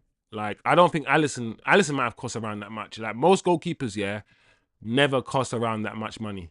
Like, they just don't. And it's because we spent prime money and we thought we were gonna get a prime goalkeeper. And Mo, I agree, man. Buying there at the moment, he deserves to start. He deserves to start. Like, is he as good with his feet as Onana is? No. But to be fair, we haven't even seen Onana being great with his feet. Like, Onana was bought, right, because he's good with his feet. He's a good passer of the ball. His passing is basic. Like, what he does with the ball at his feet, yeah, it's the same thing that De Gea would have done. Get the ball, pass the ramp. Like, he doesn't do any special passes. His long passing is not that great. When he does, wow, when he does long passes on Nana, it very rarely gets to his gets to his teammate. His short passing is just normal, sort of the basic short passing. He's not any more special, yeah, with the ball at his feet than any other goalkeeper. I don't think. And yet he was bought because he's really good passer. He's really good with the ball at his feet. And we just haven't seen that. We just haven't seen it with Onana. That hasn't been utilised at all. But yeah, United need players. We need an overhaul. We need a rebuild. The fans are already leaving. 2 minutes to go. We've looked absolutely dreadful. The fans are leaving. Yeah, this manager.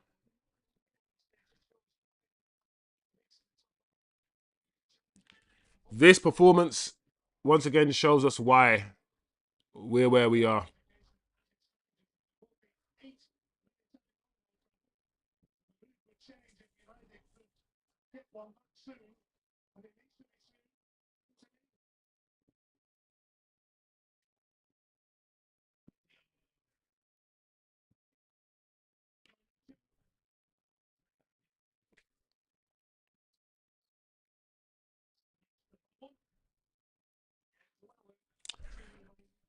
Turkish left a comment. Yeah, what's good, Mo? Yeah, man. Mo, man. Big up yourself, man. Big up yourself, Mo, man. Let me know where you been, man. Let me know how you feeling about this game. Because I don't want to be here in pain all by myself. You know the ones. I need to, the pain needs to be spread.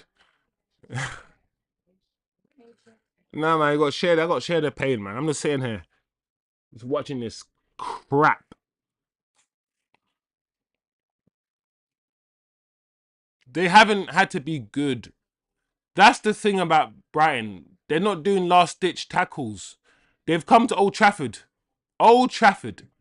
They played us off the park and they beaten us well without even breaking a sweat. That's the saddest thing. The goals that we conceded are just embarrassing. They haven't worked for their goal. Especially their second goal, that simple cross and tapping, and then their third goal, another mistake. It's not like they're cutting us open and playing amazingly well themselves, Brighton.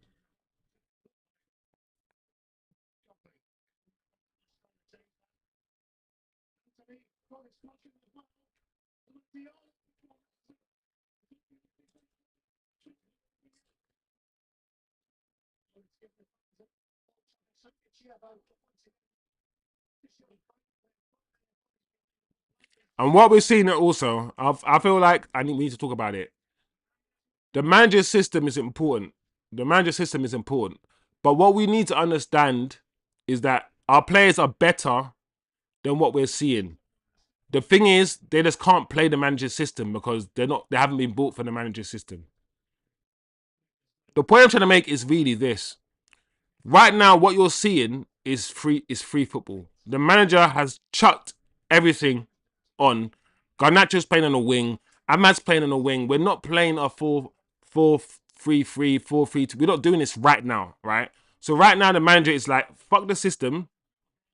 Throw the players on and play your game. And for some reason, we look more potent now that the players have been unleashed, that the players are not thinking right now and they just want to score. We actually look like we could actually score a little bit. So the point I'm making is we have a lot of our players are crap, but some of our players are better than they're showing. They just can't fit into the manager's system.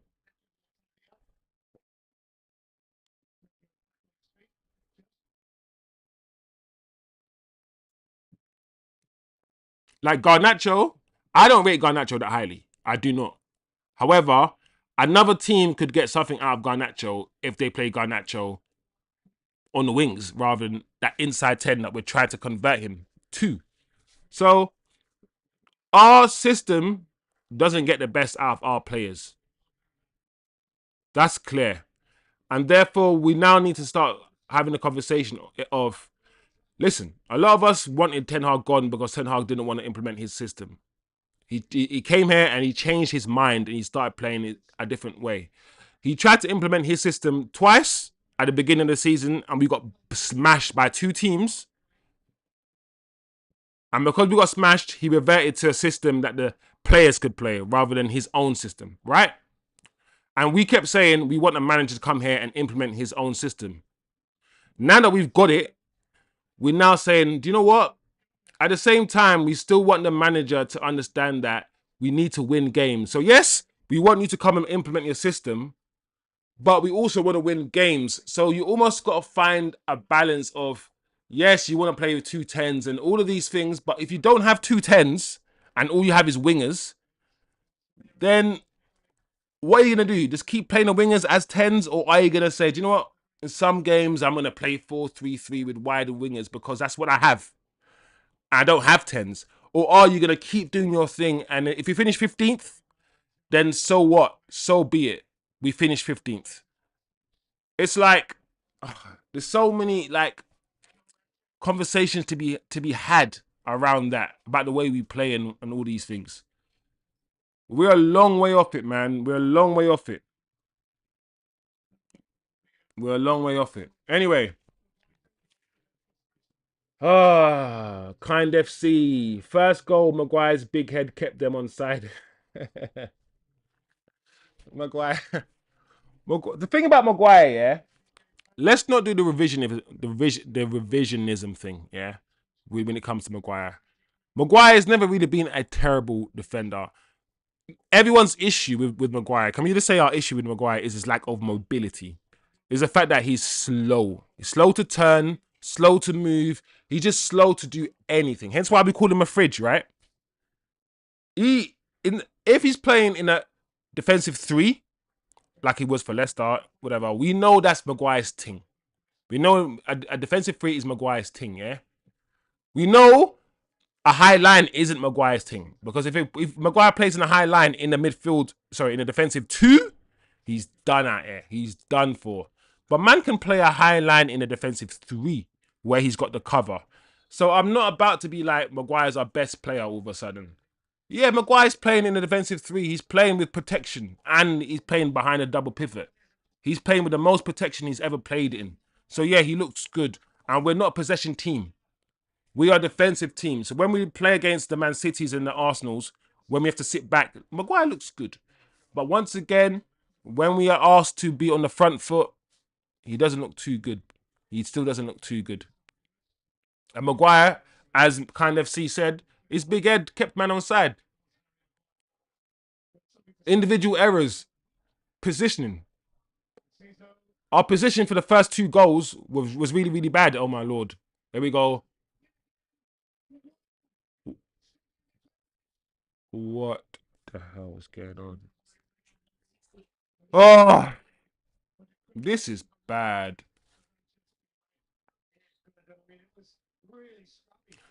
How did I hit Rasmus in the back? Is he not awake?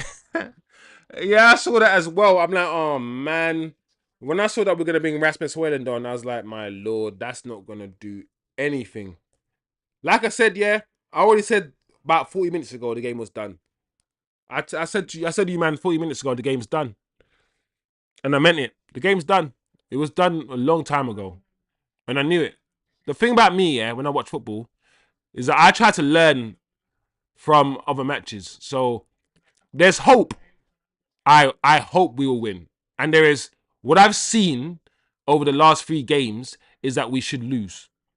So I do 2 things. I tell you what I hope will happen. I want Man United to win. I hope this and I hope that. Then I'll say, listen, based on what I've seen, based on our home games, our last 4 home games, against Southampton, against Newcastle, against Bournemouth, arguably teams that are worse, maybe not Newcastle, but teams that are worse than Brighton, why should we go into this game thinking we're going to win?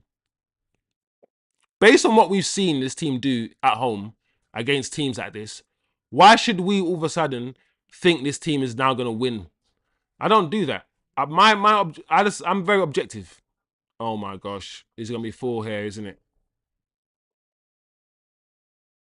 Yeah, he's taking his time.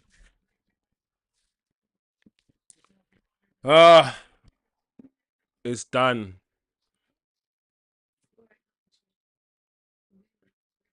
Look at Leniro. Lenny's on. Listen, Lenny's on stuff. Lenny's on stuff. Yeah, man, I feel sorry for Leniro. Leniro was about to get bought. Yeah, imagine about to get bought by Real Madrid, and then get saying, you know what, I'm gonna go to Man United instead.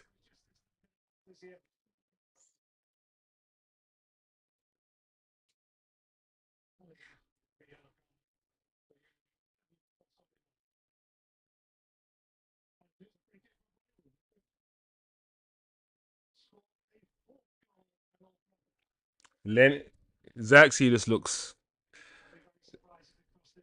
I'm not gonna lie. Let me also tell you something, guys. One thing that no one's talking about. One thing no one's talking about is the ability for people to buy into the system. I'm not gonna lie, guys. Let me tell you something. The more and more games we play, the more and more we lose playing the manager's system, the more and more we get beaten at home, the more we get embarrassed while trying to carry out this manager's instructions, is the more and more people will start not believing in the system and therefore not believe in the manager.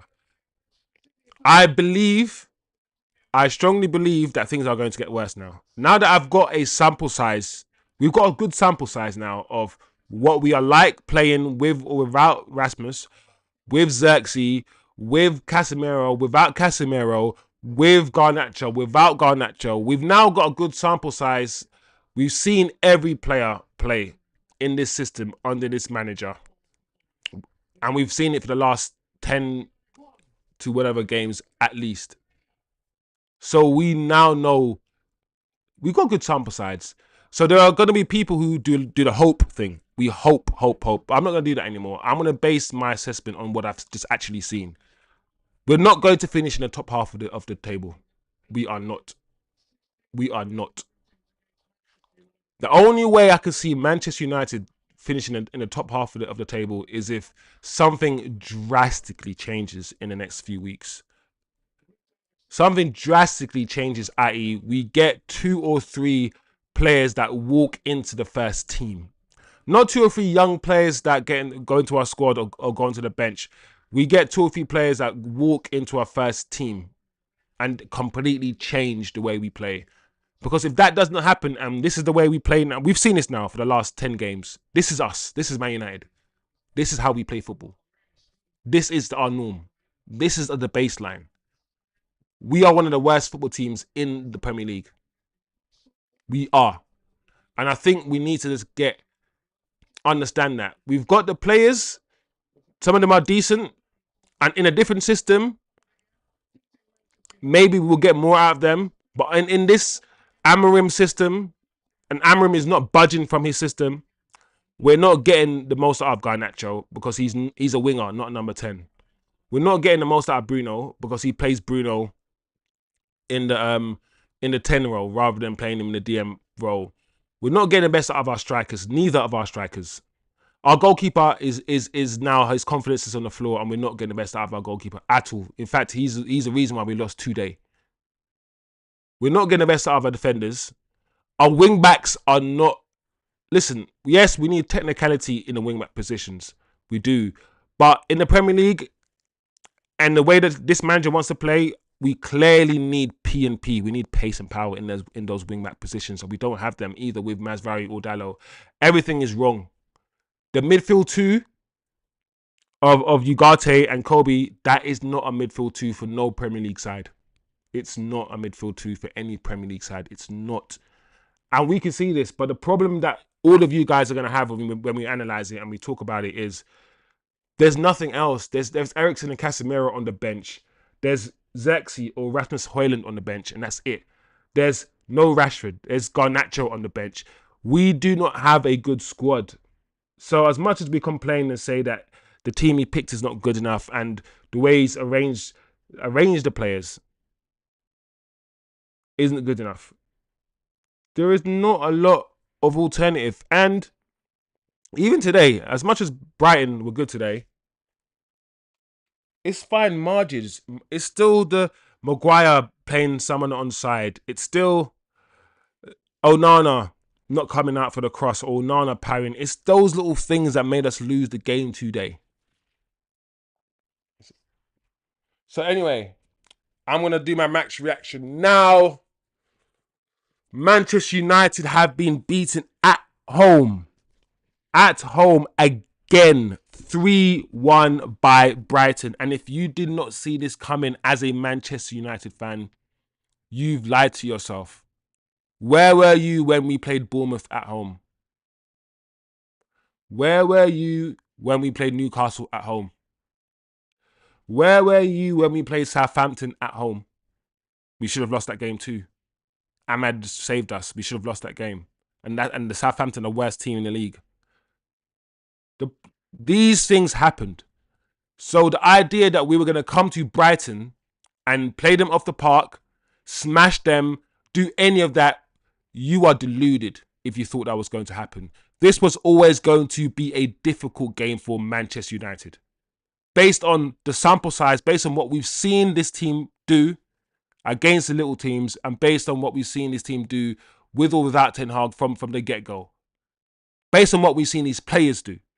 This was always going to be a difficult game. And the way the game started, conceding in the first 5 minutes, absolutely shocking. And we do that a lot. Against Southampton, against Bournemouth, we started slow. Against the lower teams, against the teams that we're expected to take the game to, and the manager has said this, we do not do it. We can't play football. We can't progress the ball. We can't move from the low block to the high block seamlessly the way that Arsenal do it.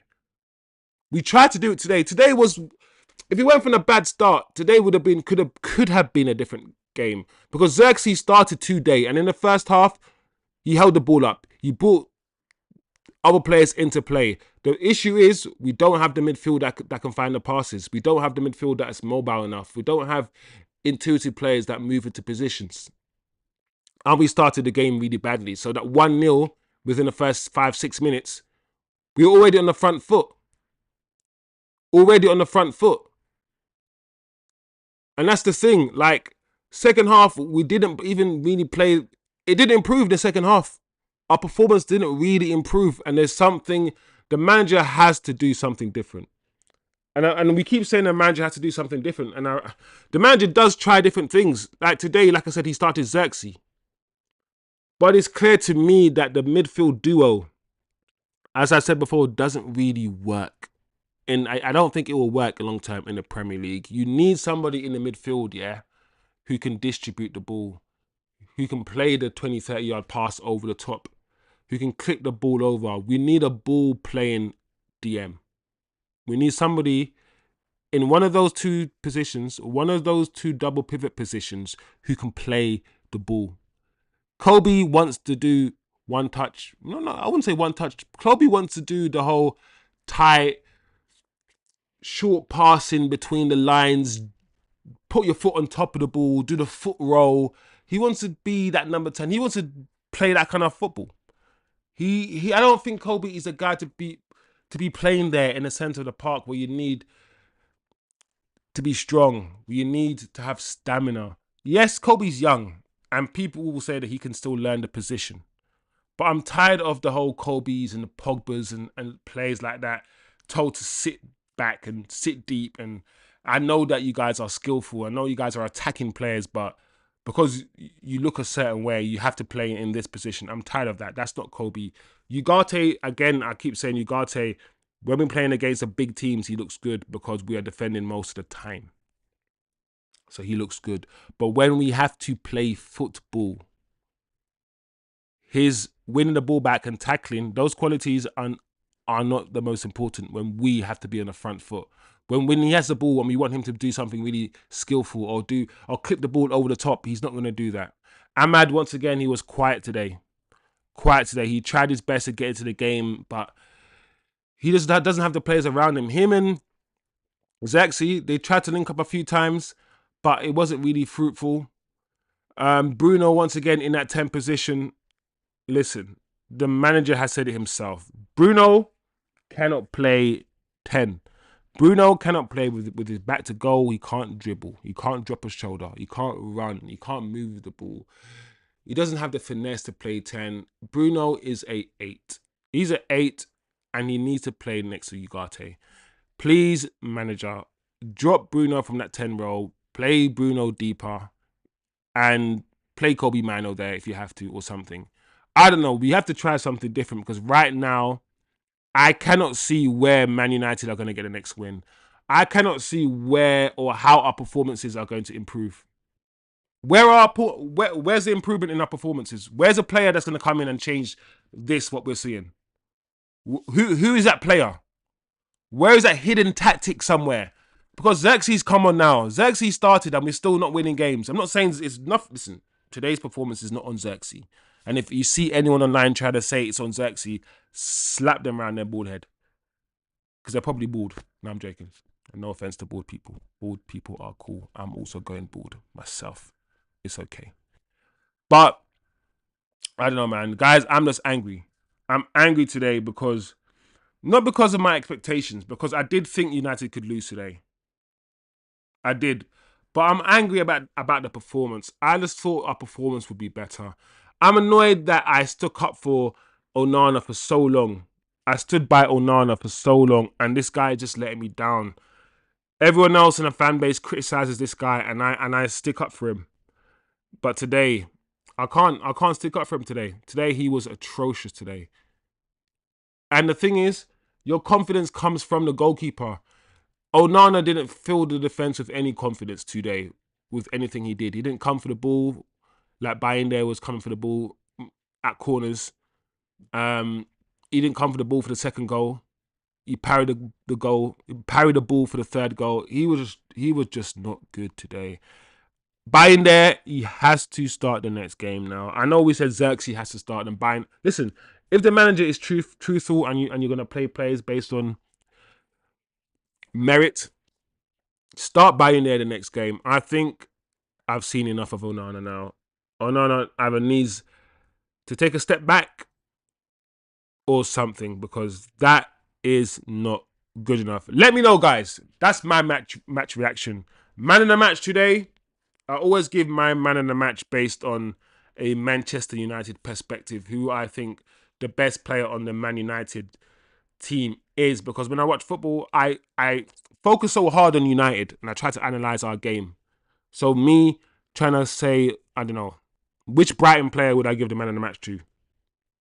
I don't know. I'm not going to give a man of the match. I'm going to give a Wally of the match. The Wally of the match today goes to Andre Onana, a guy that I protected, but today is not one of them days.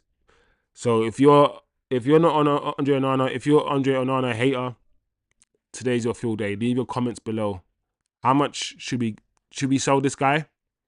Should we get him out of the team for a while? Just put him on the bench so Bayern there can start. What should we do with Onana? Has he been given enough chances? Because I remember our goalkeeper De Gea was doing the similar things.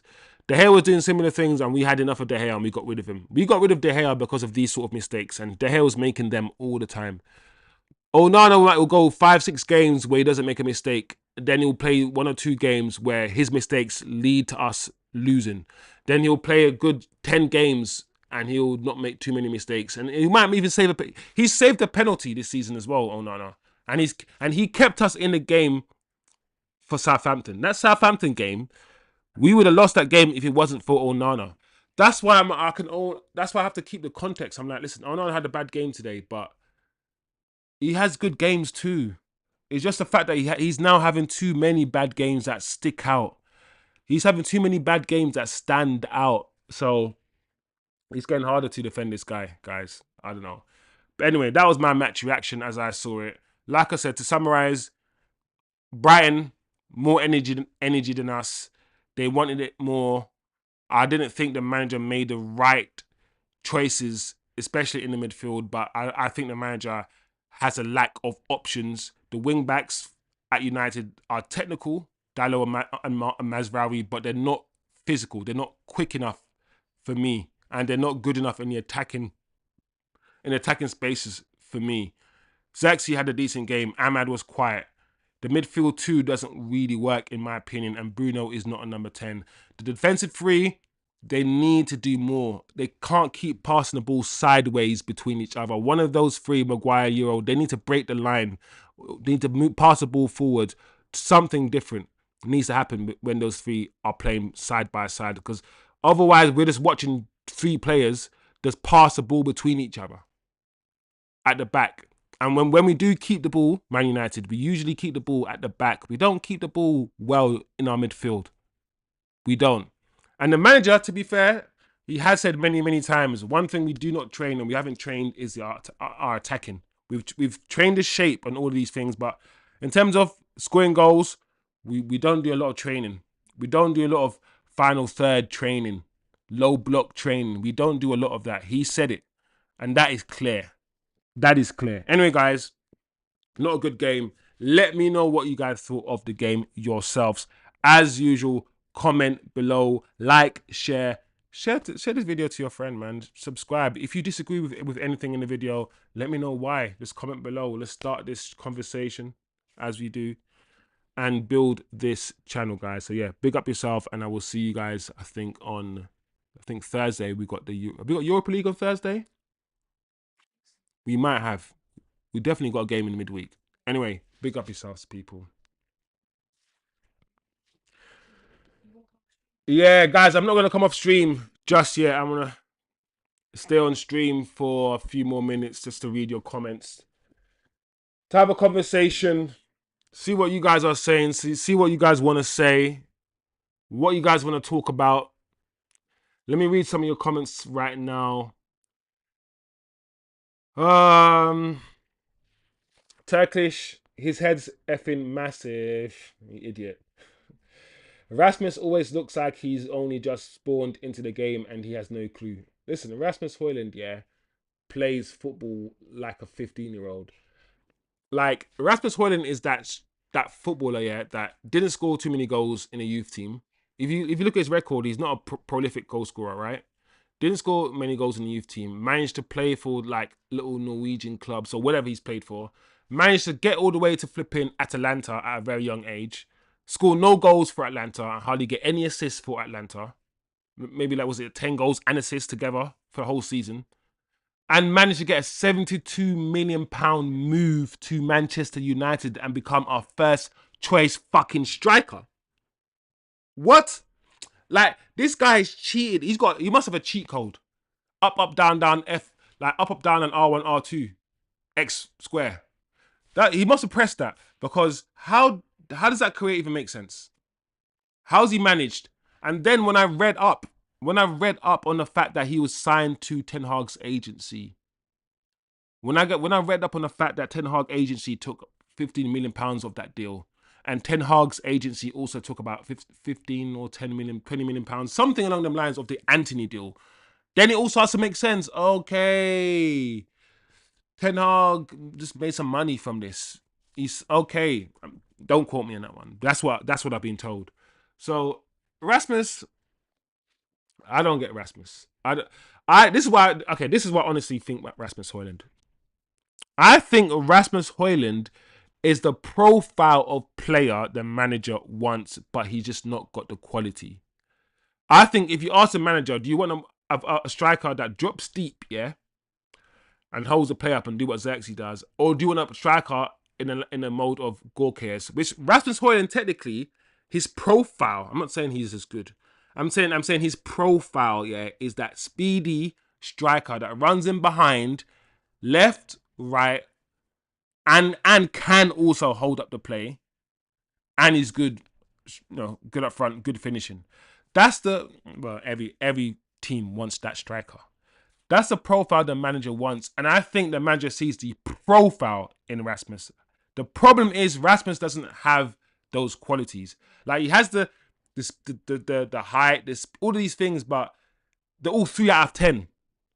They're all 3 out of 10 rather than 7 out of 10. So he's kind of the right profile, but he doesn't have the qualities, the same qualities or the right qualities. All of these things I mentioned, they're all like 4 out of 5 rather than a 7 out of 5. Whereas Zirkzee is a better footballer and has better qualities than Rasmus, might not be the right profile that the manager wants. At this point, yeah, play your better player. Forget the profile, play Zirkzee. That's what I say, personally.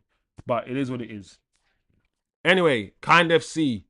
I'm just speechless, but great stream. Love my brother, man. Love my brother.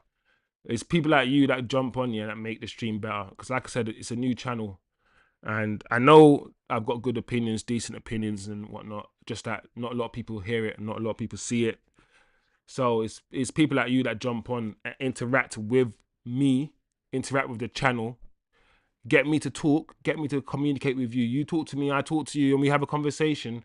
That's what makes it better, man. So I appreciate even the 4 or 5 comments. Doesn't matter.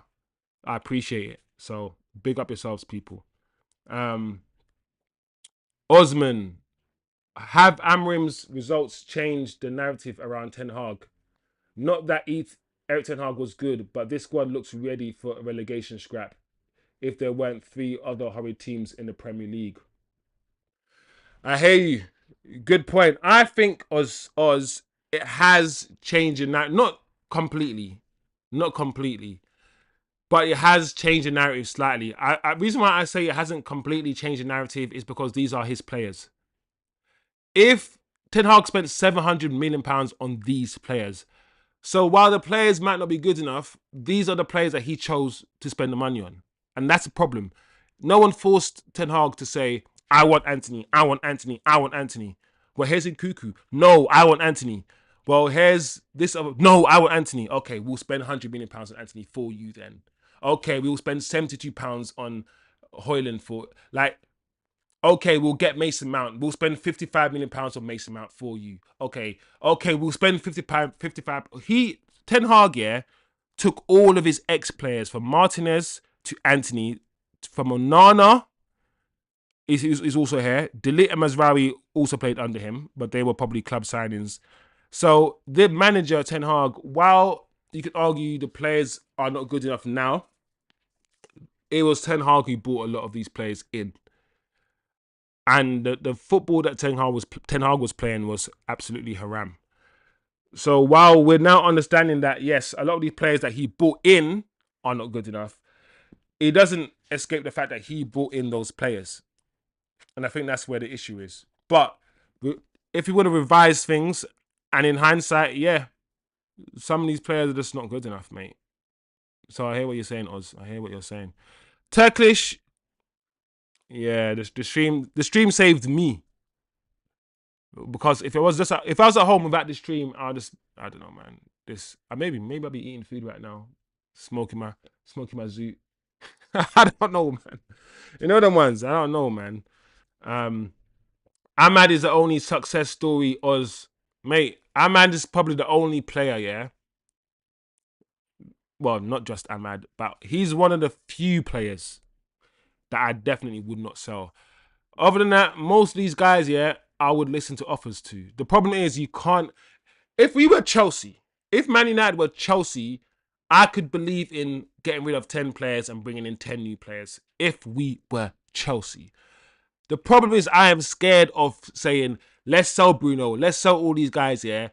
If we do not get in, what if we sell all these players, yeah, and Ineos replace them with like rubbish players, and we get worse? That is always the fright. That's always what scares United fans when we say mass overhaul.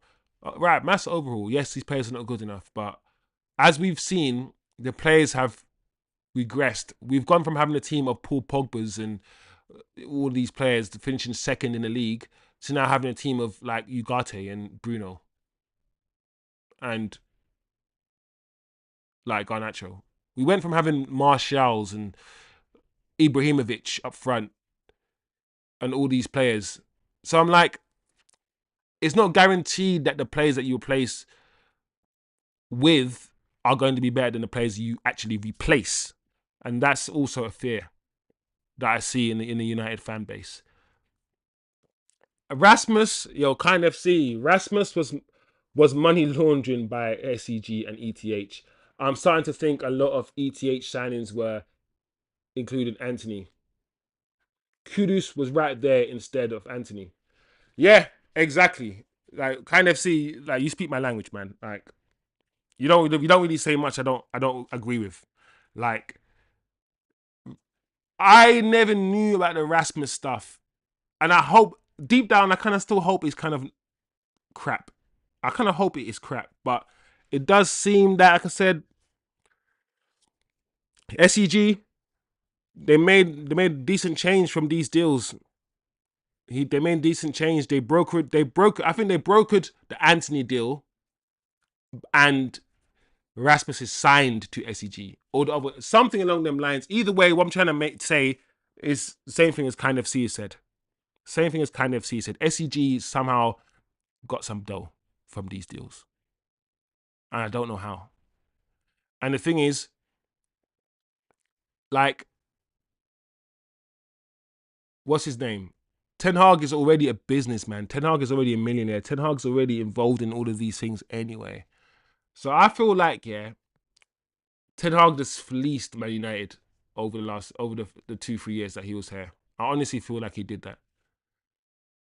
And like kind of C just said in the chat, Kudus was there. And now Kudus, some of you will say Kudus hasn't set the world alight at West Ham, but I'm telling you he's better than Garnacho. I'm telling you he's better than the attackers that we have. All right. This is what I say. These are the players here that I want to see at United.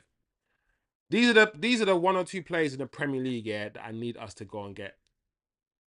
I need us to get these 2 10s. Either in January or in the summer. I need man like Tyler Diblin. I need Tyler Diblin. right now.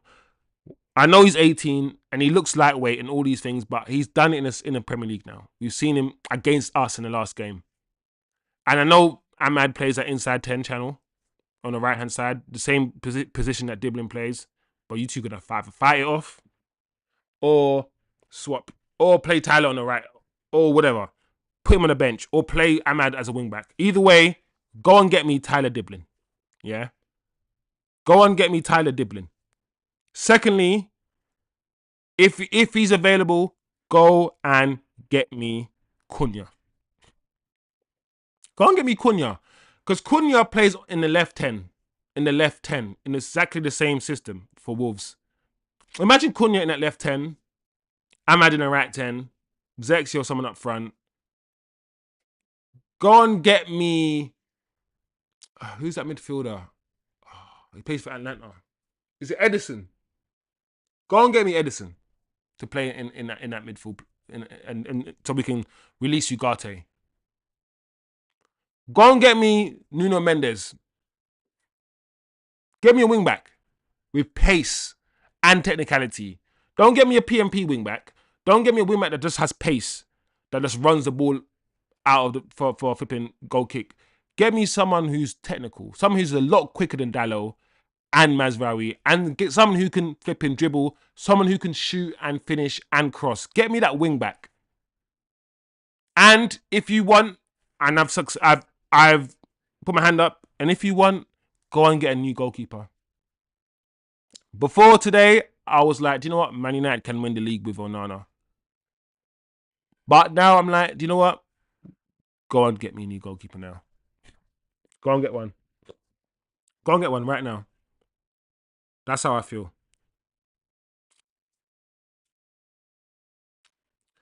I agree. Kind of see. ETH saw a weakness with Ahmad. Oh, sorry. I couldn't see it properly. Agreed. ETH saw a weakness with Arnold and Myrtle and exploited it by making them giving him a veto. Ooh. Good point. Good point. Kind of see. Good point. Erik ten Hag saw a weakness with Arnold and Myrtle. He basically saw United. No, it makes sense. Think about it. What Kind of see is actually saying. He saw United needed him. He saw United were in turmoil. All of these little things. Myrtle and Arnold, they're not gonna negotiate things. They're moving on. They're moving like some dickhead thing. He saw some little weakness there, and he probably just said, "Listen, my guys, SEG, we're here. We can do the thing properly." And these guys came together and they did these deals. Took 20 million themselves. Took 150 million themselves. Obviously not that much, but you get the point. Took a nice cut themselves when they did them deals. Looked after themselves. And that was allowed, or that could only be possible if the structure of Man United isn't robust. If the governance structure of any firm, yeah, or any business, if the model is not efficient, then these little things can happen where people can find little gaps in your structure and exploit it. And Kind of see, as he always does, comes in with the knowledge. That's what Erik ten Hag did. And people are still trying to back this man. People are still like, oh, Erik ten Hag. Listen, you know when sometimes people don't understand the damage, yeah, that someone's done to them. And someone comes in, yeah, they give you 5 punches in your face, yeah. And after they give you 5 punches in your face, they give you a hug afterwards. And all you can do is remember the hug. And you don't remember the 5 punches. Or not even that. 5 pinches. Because pinches are subtle. You don't notice it, yeah. And then they give you a hug afterwards, yeah. And in about 5 days, those pinches swell. And you got some pinch infection. You didn't think the pinch was anything.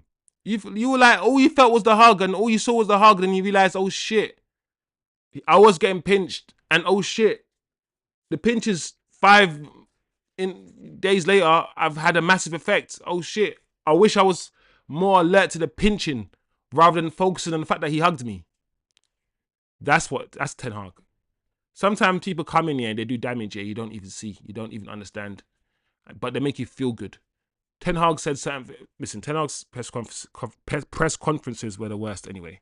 But he said things that made people, not me, feel good, and then made people forget about how terrible he was. Listen, at the end of the day, I will say this as well. I'm still here. I'm on the journey. I'm a Man United fan. There's no Amorim out, none of that, because this just started. This journey just started. And if I'm going to give Ten Hag time, I need to give Amorim time. But Amorim, I'm telling you something, yeah? You get given time when you do some good shit. Like, I know you did some good stuff at Sporting, but we ain't seen that shit yet. We ain't seen this good stuff here yet. We ain't seen the fruits. All we've seen is you say, pain's coming, and things will be better. That's all we've seen. And I feel like Amorim, you kind of need to earn time as well. You've earned your time, yeah, based on the fact that you are Ineos's main choice, and based on the fact that you've done it elsewhere. You haven't earned your time based on what you're doing right now. It's not like you're winning games and so you need more time. You're getting beaten, and you're getting beaten soundly, resoundly, and you're getting beaten well, comfortably at home by teams that we used to beat and we would have beaten under Erik ten Hag. So I'm backing you. I'm here. I think the structure is good. The way you see football is, I like the way you see football. I don't agree with a lot of some, not a lot. I don't agree with some of your choices. But my man, let me tell you something, Amorim. If you want more time, you're gonna have to start winning matches. Like I said, yeah, I can already hear the whole black goalkeeper.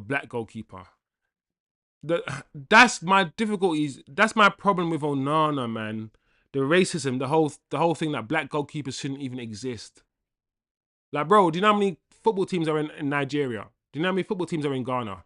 Do you know how many football teams are in every country? Are you trying to tell me those football teams have to have white goalkeepers? Bro, do you know how many football teams are in South America? Bro, black goalkeepers and black footballers exist. So the idea that black people can't be goalkeepers is ridiculous. And I know that the talk of his race and being a black goalkeeper is going to frustrate me hearing it or seeing the subtlety of it. And it's going to annoy me seeing loads of black players and loads of black people come out and just fully destroy Onana. But it's not about race. At the end of the day, Onana hasn't played well. And that's also a fact. So if we just focus on his performances and they say he's rubbish, and that's fine, I'm okay with that. Is when a conversation goes elsewhere, is when I'm like, cool, just keep it to football.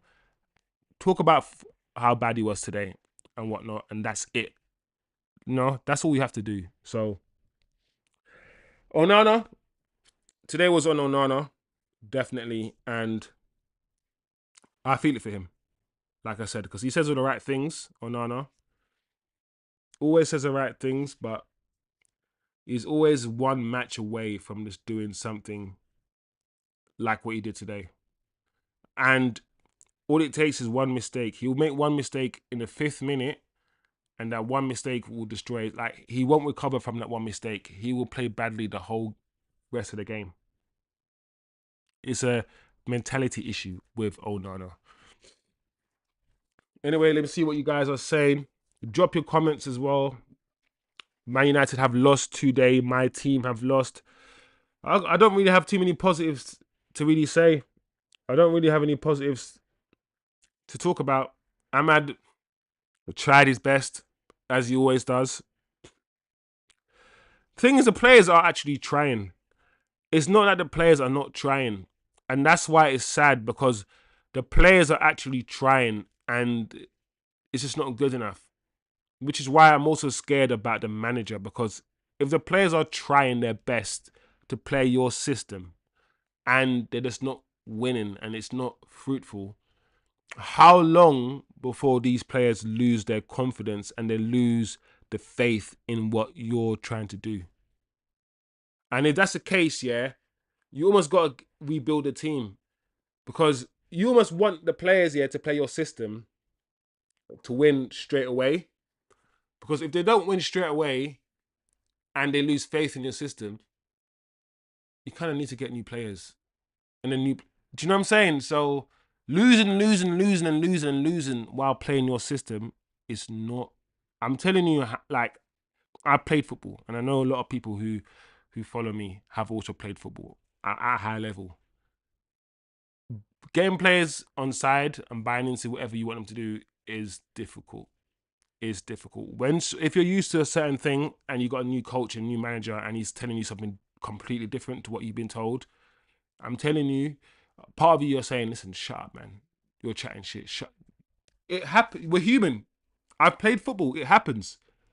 So yeah, man. If we don't start winning under this manager and start playing some good football, it's gonna be It's gonna get even more difficult for him to get the players brought in on side, even more. And you're gonna get more of Garnacho coming on and playing as a winger rather than at a 10, and players just playing their own game and just forgetting about the manager's instructions and doing the wrong thing.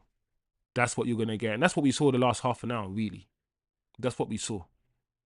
So I'm worried for the manager. I am. Kind FC, man. I have been a big fan of Onana since Ajax. I really want it to work, but that bozo gene is always a shot or cross away from coming out. Yeah, I'm in the same position as you. I'm somebody that wants it to work for Onana, but has to keep it 100. Yeah, and I can't lie. I got to say what I see. I say this all the time on the channel. Say what you see, not how you feel. So I've said my feelings. Feelings are I want man to do well in it. I'll be honest. I'm a bit biased. I'm pro Onana. Yeah, and I've told you why I'm biased. I'm biased because of treatment of black goalkeepers and all these things. Like goalkeeper doesn't have to be the same. A goalkeeper doesn't need to be 6'4" and tall and lanky. Let's not act like Oliver Kahn, Peter Schmeichel, Barthez, and all these different goalkeepers, different shapes, different sizes, different heights, all exist. So you can look different and be a goalkeeper. I hate the non-footballing talk around Onana, and I hate the mentality towards black goalkeepers. That's what I don't like, and I need to separate that away from watching man objectively and saying, listen, this man's not good enough. Forget his skin color. Forget all that other stuff. Objectively, what we're seeing on the pitch in terms of his saving, commanding the area, all these things, it's not consistent enough. It's not good enough. And I have to call it out. I have to call it out. I'm not going to be a Mark Goldbridge and protect all the white players and whatever. No. We don't do this on the channel. We call it out. And right now, Onana is not it. Right now, Onana is not it. And like I said, if someone said, you know what, we need a new goalkeeper, before, a month ago, I'd be like, no, we don't. Now, maybe we do. Maybe we do. It is what it is, man. It is what it is. It ain't about feelings, man. Like, we got to sometimes separate that. You know, I can't be a hypocrite. So, when you say there aren't many games left in the season, it made me realize, damn, you guys have to win more Premier League games ASAP. Yeah, that's the thing. You know, when like you're losing games that you should be winning, and the only games left are the harder games. Like, we're running out of games to get these points. We're running out of the games required to secure. How many points do we need to survive relegation? 40 points, right? 40 points. Let's see how many points we need to see what's going on here.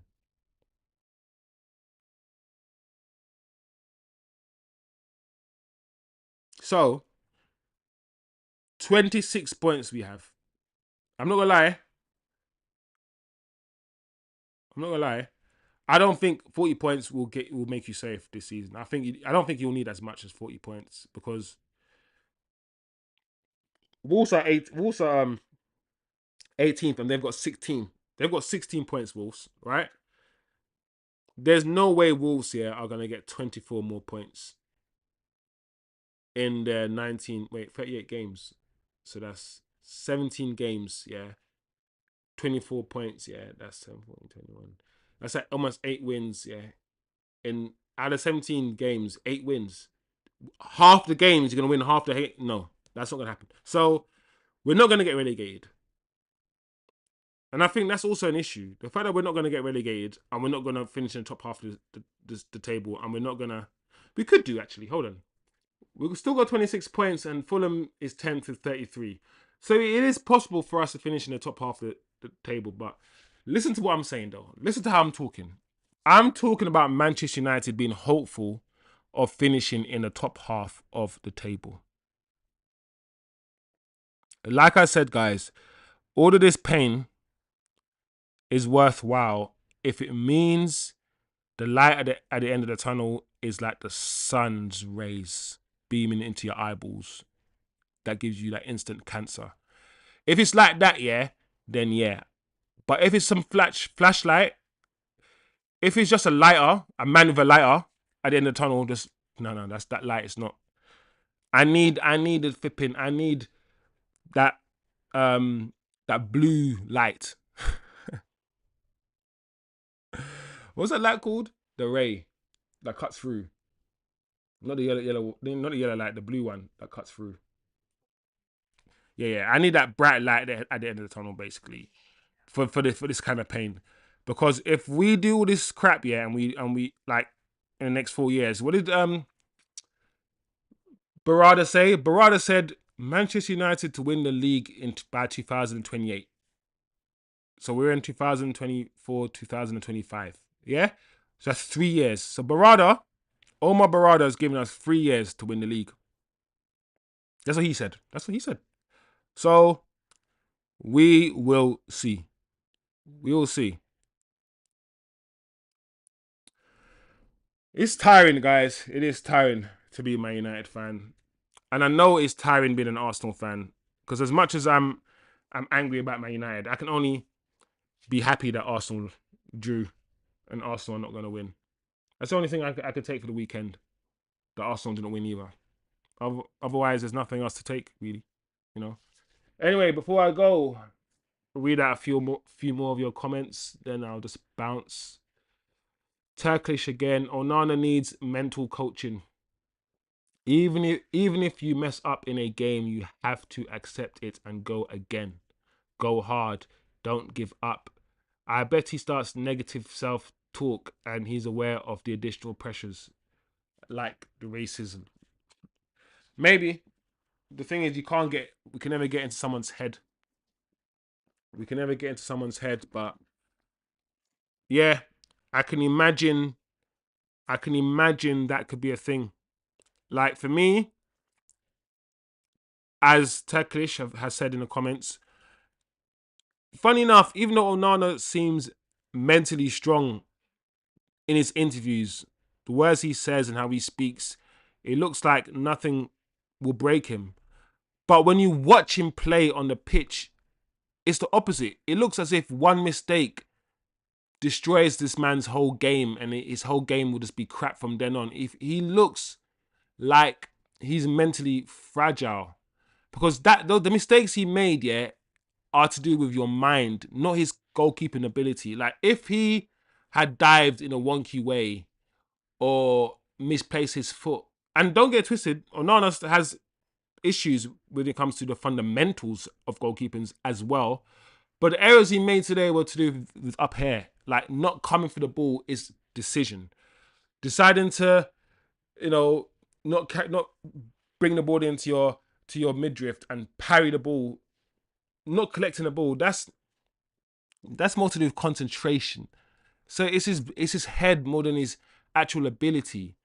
And I just feel like his actions don't fit the words. His actions on the pitch don't often fit his character off the pitch. And it makes me feel like he's masking. You know, what's the phrase? Not Stockholm syndrome, when you shouldn't be somewhere. Imposter syndrome. Maybe our goalkeeper Onana suffers from imposter syndrome. Maybe, and especially with the racism as well, yeah. Him being a black goalkeeper, Man United black goalkeeper, maybe he suffers from imposter syndrome and that affects him psychologically. Either way, I'm doing a lot of work here to try to understand Onana instead of saying he's crap. Anyone else would be like, this guy's crap, get rid of him. And I'm trying to do bare gymnastics, yeah, bare work to understand stuff. That shows, yeah, that I'm willing to, you know, when some people are like, this guy's a criminal, nothing's wrong with him, put him in jail. And while other people are like, he's a criminal because he's got ADHD, he's got, his mum left him, he was beaten up as a that sort of stuff. That's what I'm doing for Onana. Which shows that, it shows my bias in a way. It shows that I like the guy. I'm trying to find reasons. And I want you guys to identify what I'm doing and call me out on it if need be. Because I won't do that for other players. And that's the truth. That's the truth. So we gotta keep it 100, man. But yeah, kind of see on the other side of the Onana thing, some are putting it on him, but forget Bruno was playing for Brighton in spells. That's the thing. That's the thing. How much weighting do you now put on this result? Because you could argue that even if Bruno played the way he played, without Onana's mistakes, we don't lose that game. Then you can argue that Bruno losing the ball led to some of the goals that at least one of the goals that we conceded. And yes, the goalkeeper made mistakes, but if our players were better, if our outfield players were just better, then maybe he would be more confident and he wouldn't make mistakes. It's because football, yeah, is a 11-man sport, yeah. It's a sport that's a team sport and it's got 11 players on it. It will always be difficult saying it's one player's fault because we will never always fully understand the moment or how a goal scored because we only focus on the actual moment the goal scored. We don't understand that a minute before the goal was scored, that DM vacated his position and misplaced a pass. And even though the goal was scored a minute after he misplaced a pass, he still misplaced a pass. And even though errors happened after that misplaced pass, that other errors happened and other errors happened, it still started with that misplaced pass. And that person who misplaced a pass a minute before the goal goes in, he will never be blamed for the goal because his error was made so long before the goal was scored that we could never bring it back. And some of you guys will be like, yeah, that's cool, that's fine, because at the end of the day, we had a whole minute to rectify his error. So there's so many different ways to see football, man, to interpret football. So many different ways. Some people will just be blaming Maguire and say, listen, it's not on Mazraoui, it's on Maguire. Some people say, listen, even if Maguire's head is playing him offside, Mazraoui, that's Mazraoui's man. Be quick, be stronger. Don't let him do that to you. So, football, yeah, whenever you hear some black and white analysis of football, sometimes you got to question it because it's so nuanced, bro. Football, yeah, can be as simple as you make it. The team that runs the most and works hardest wins. Or it can be as technical, as complicated as you want it to be. Some guys overcomplicate it. You can argue Pep sometimes does. And some people, it's just too simplistic. Like Fergie, I always say this: Man United legends, yeah, the Scholes, the Gary Nevilles to a certain extent, the Rios, they're very basic football. In terms of the way they understand football, and the fact that none of them are managers and all of them are failed managers, they are almost a perfect example of people who see football too simplistic. All right, mate, just run. Just give a lot of effort. Let's give a lot of effort. Let's do this. Passion. Work for the badge. Passion. Work for the badge. How about you analyze the game and tell me what's going wrong tactically, rather than tell me some passion. Run for the badge. Passion. That's why you guys can't be managers. You guys are not technical. You guys don't understand what you're seeing. You guys are all about just analyzing the game. And or should I say, the way you analyze the game is all about emotional language. Let's use emotional language about passion and desire and all of these things. Which is, you do need that, but that's not tactics. That doesn't explain the game. That doesn't explain what went wrong. So, it is what it is, guys. It is what it is. It is what it is, man. This team is stressful, man. But at least we're not gonna get relegated. But I've had enough. I've had enough. Anyway, guys, I'll be if there's no more comments, I'll be on my way. Freedom. 2 more comments from Turkish. No one speaks Bruno being a liability and the captain. You don't have a guy you can trust fully.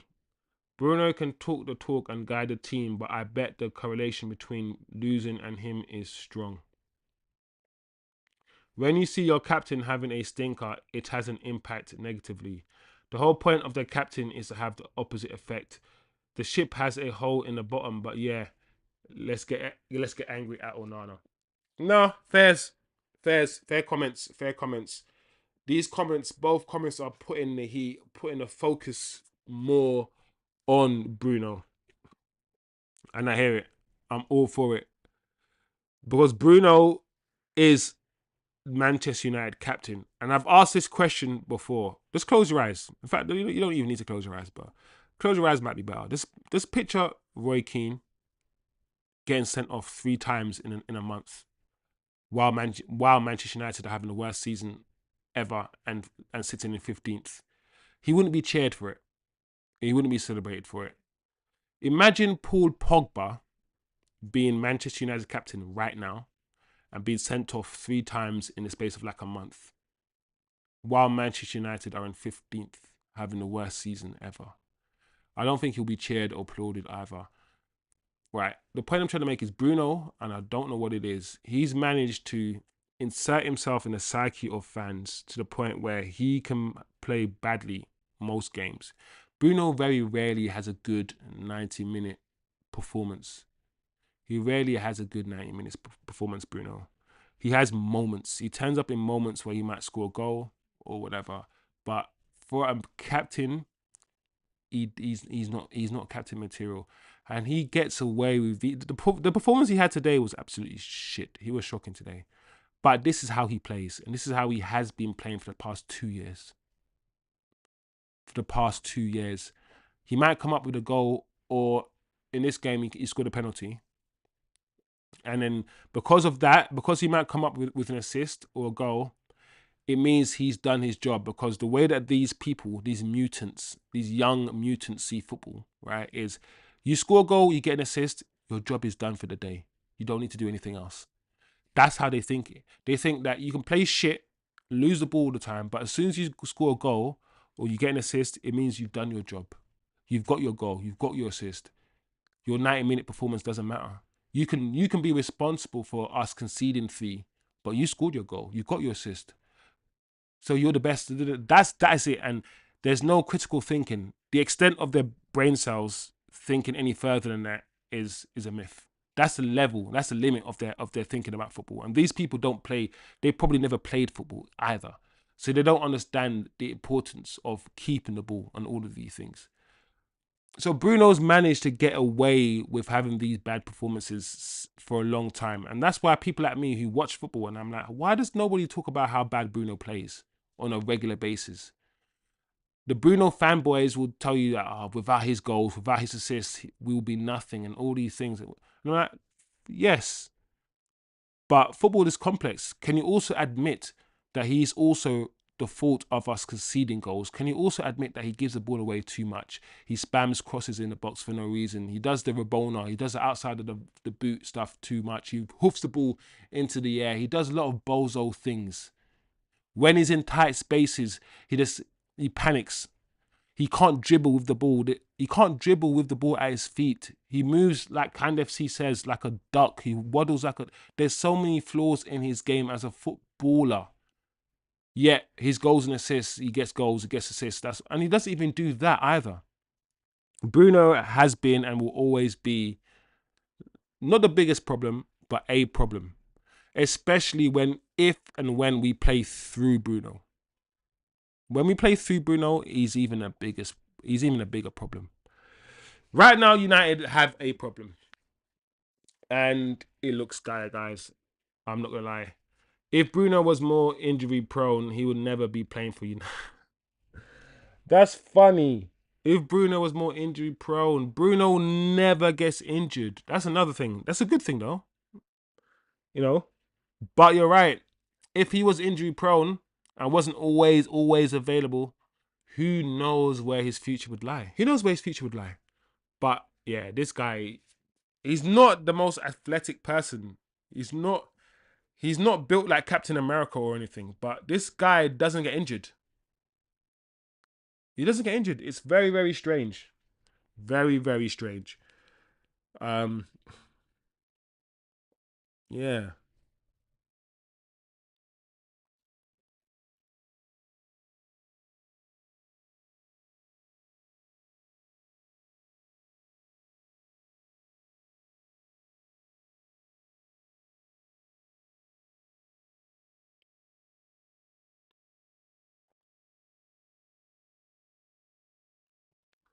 You can either have a healthy mid player or an injury prone excellent player.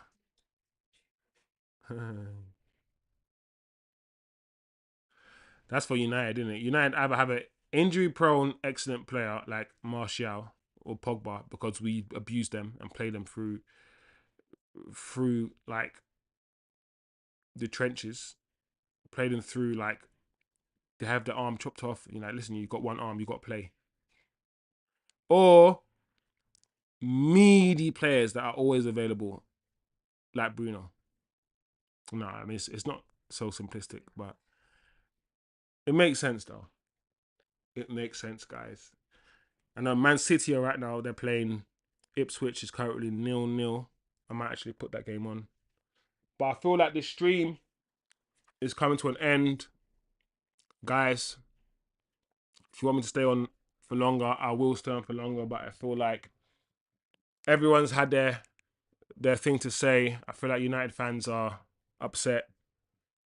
Try to hold the stream for a bit longer to see if any United fans are online right now and they want to vent, they want to talk or whatever. Then of course my channel is here right now.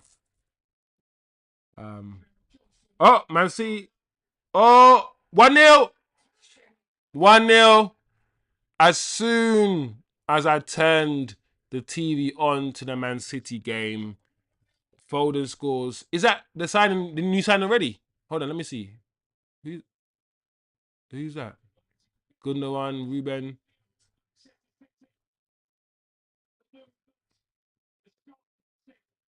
Doku.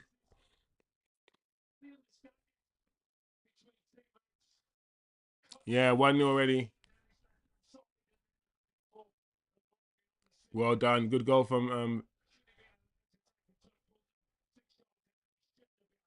yeah, Foden. Put it down and then control then shot. Get it down, then shoot. There you go. Nice goal from Phil Foden. 1-0 to Man City. I think Man City will finish second, you know. I don't know why. I have a feeling they'll just come out of this rut that they're in. They've made signings, and if their signings can hit the ground running, then yeah. Also, thank God, because at least Ipswich ain't catching up to Man United. Like Man City needs to do us a job here and beat our relegation fighters. Because right now we're in a relegation battle. So if Man City can beat Ipswich, you know, at least Ipswich hopefully can't catch us. Anyway, guys, I'm out of here, man. I am out of there. Oh, Delap. Also, Delap, it looks decent. Like, we spent £72 million on flipping hojlund. And I feel like Ipswich spent pennies on Delap. Man United Football Club. That's it. That's a true example. Look at Delap. Yeah. And then look at flipping hojlund, £72 million. Anyway, guys, it is what it is. Big up yourselves. Thanks for joining me. Not a good day today, but we move, man. We move. Have a good day. Have a good week. I'll continue watching this game. And yeah, I'll see you guys hopefully in midweek in the next game. Big up yourselves and Peace out.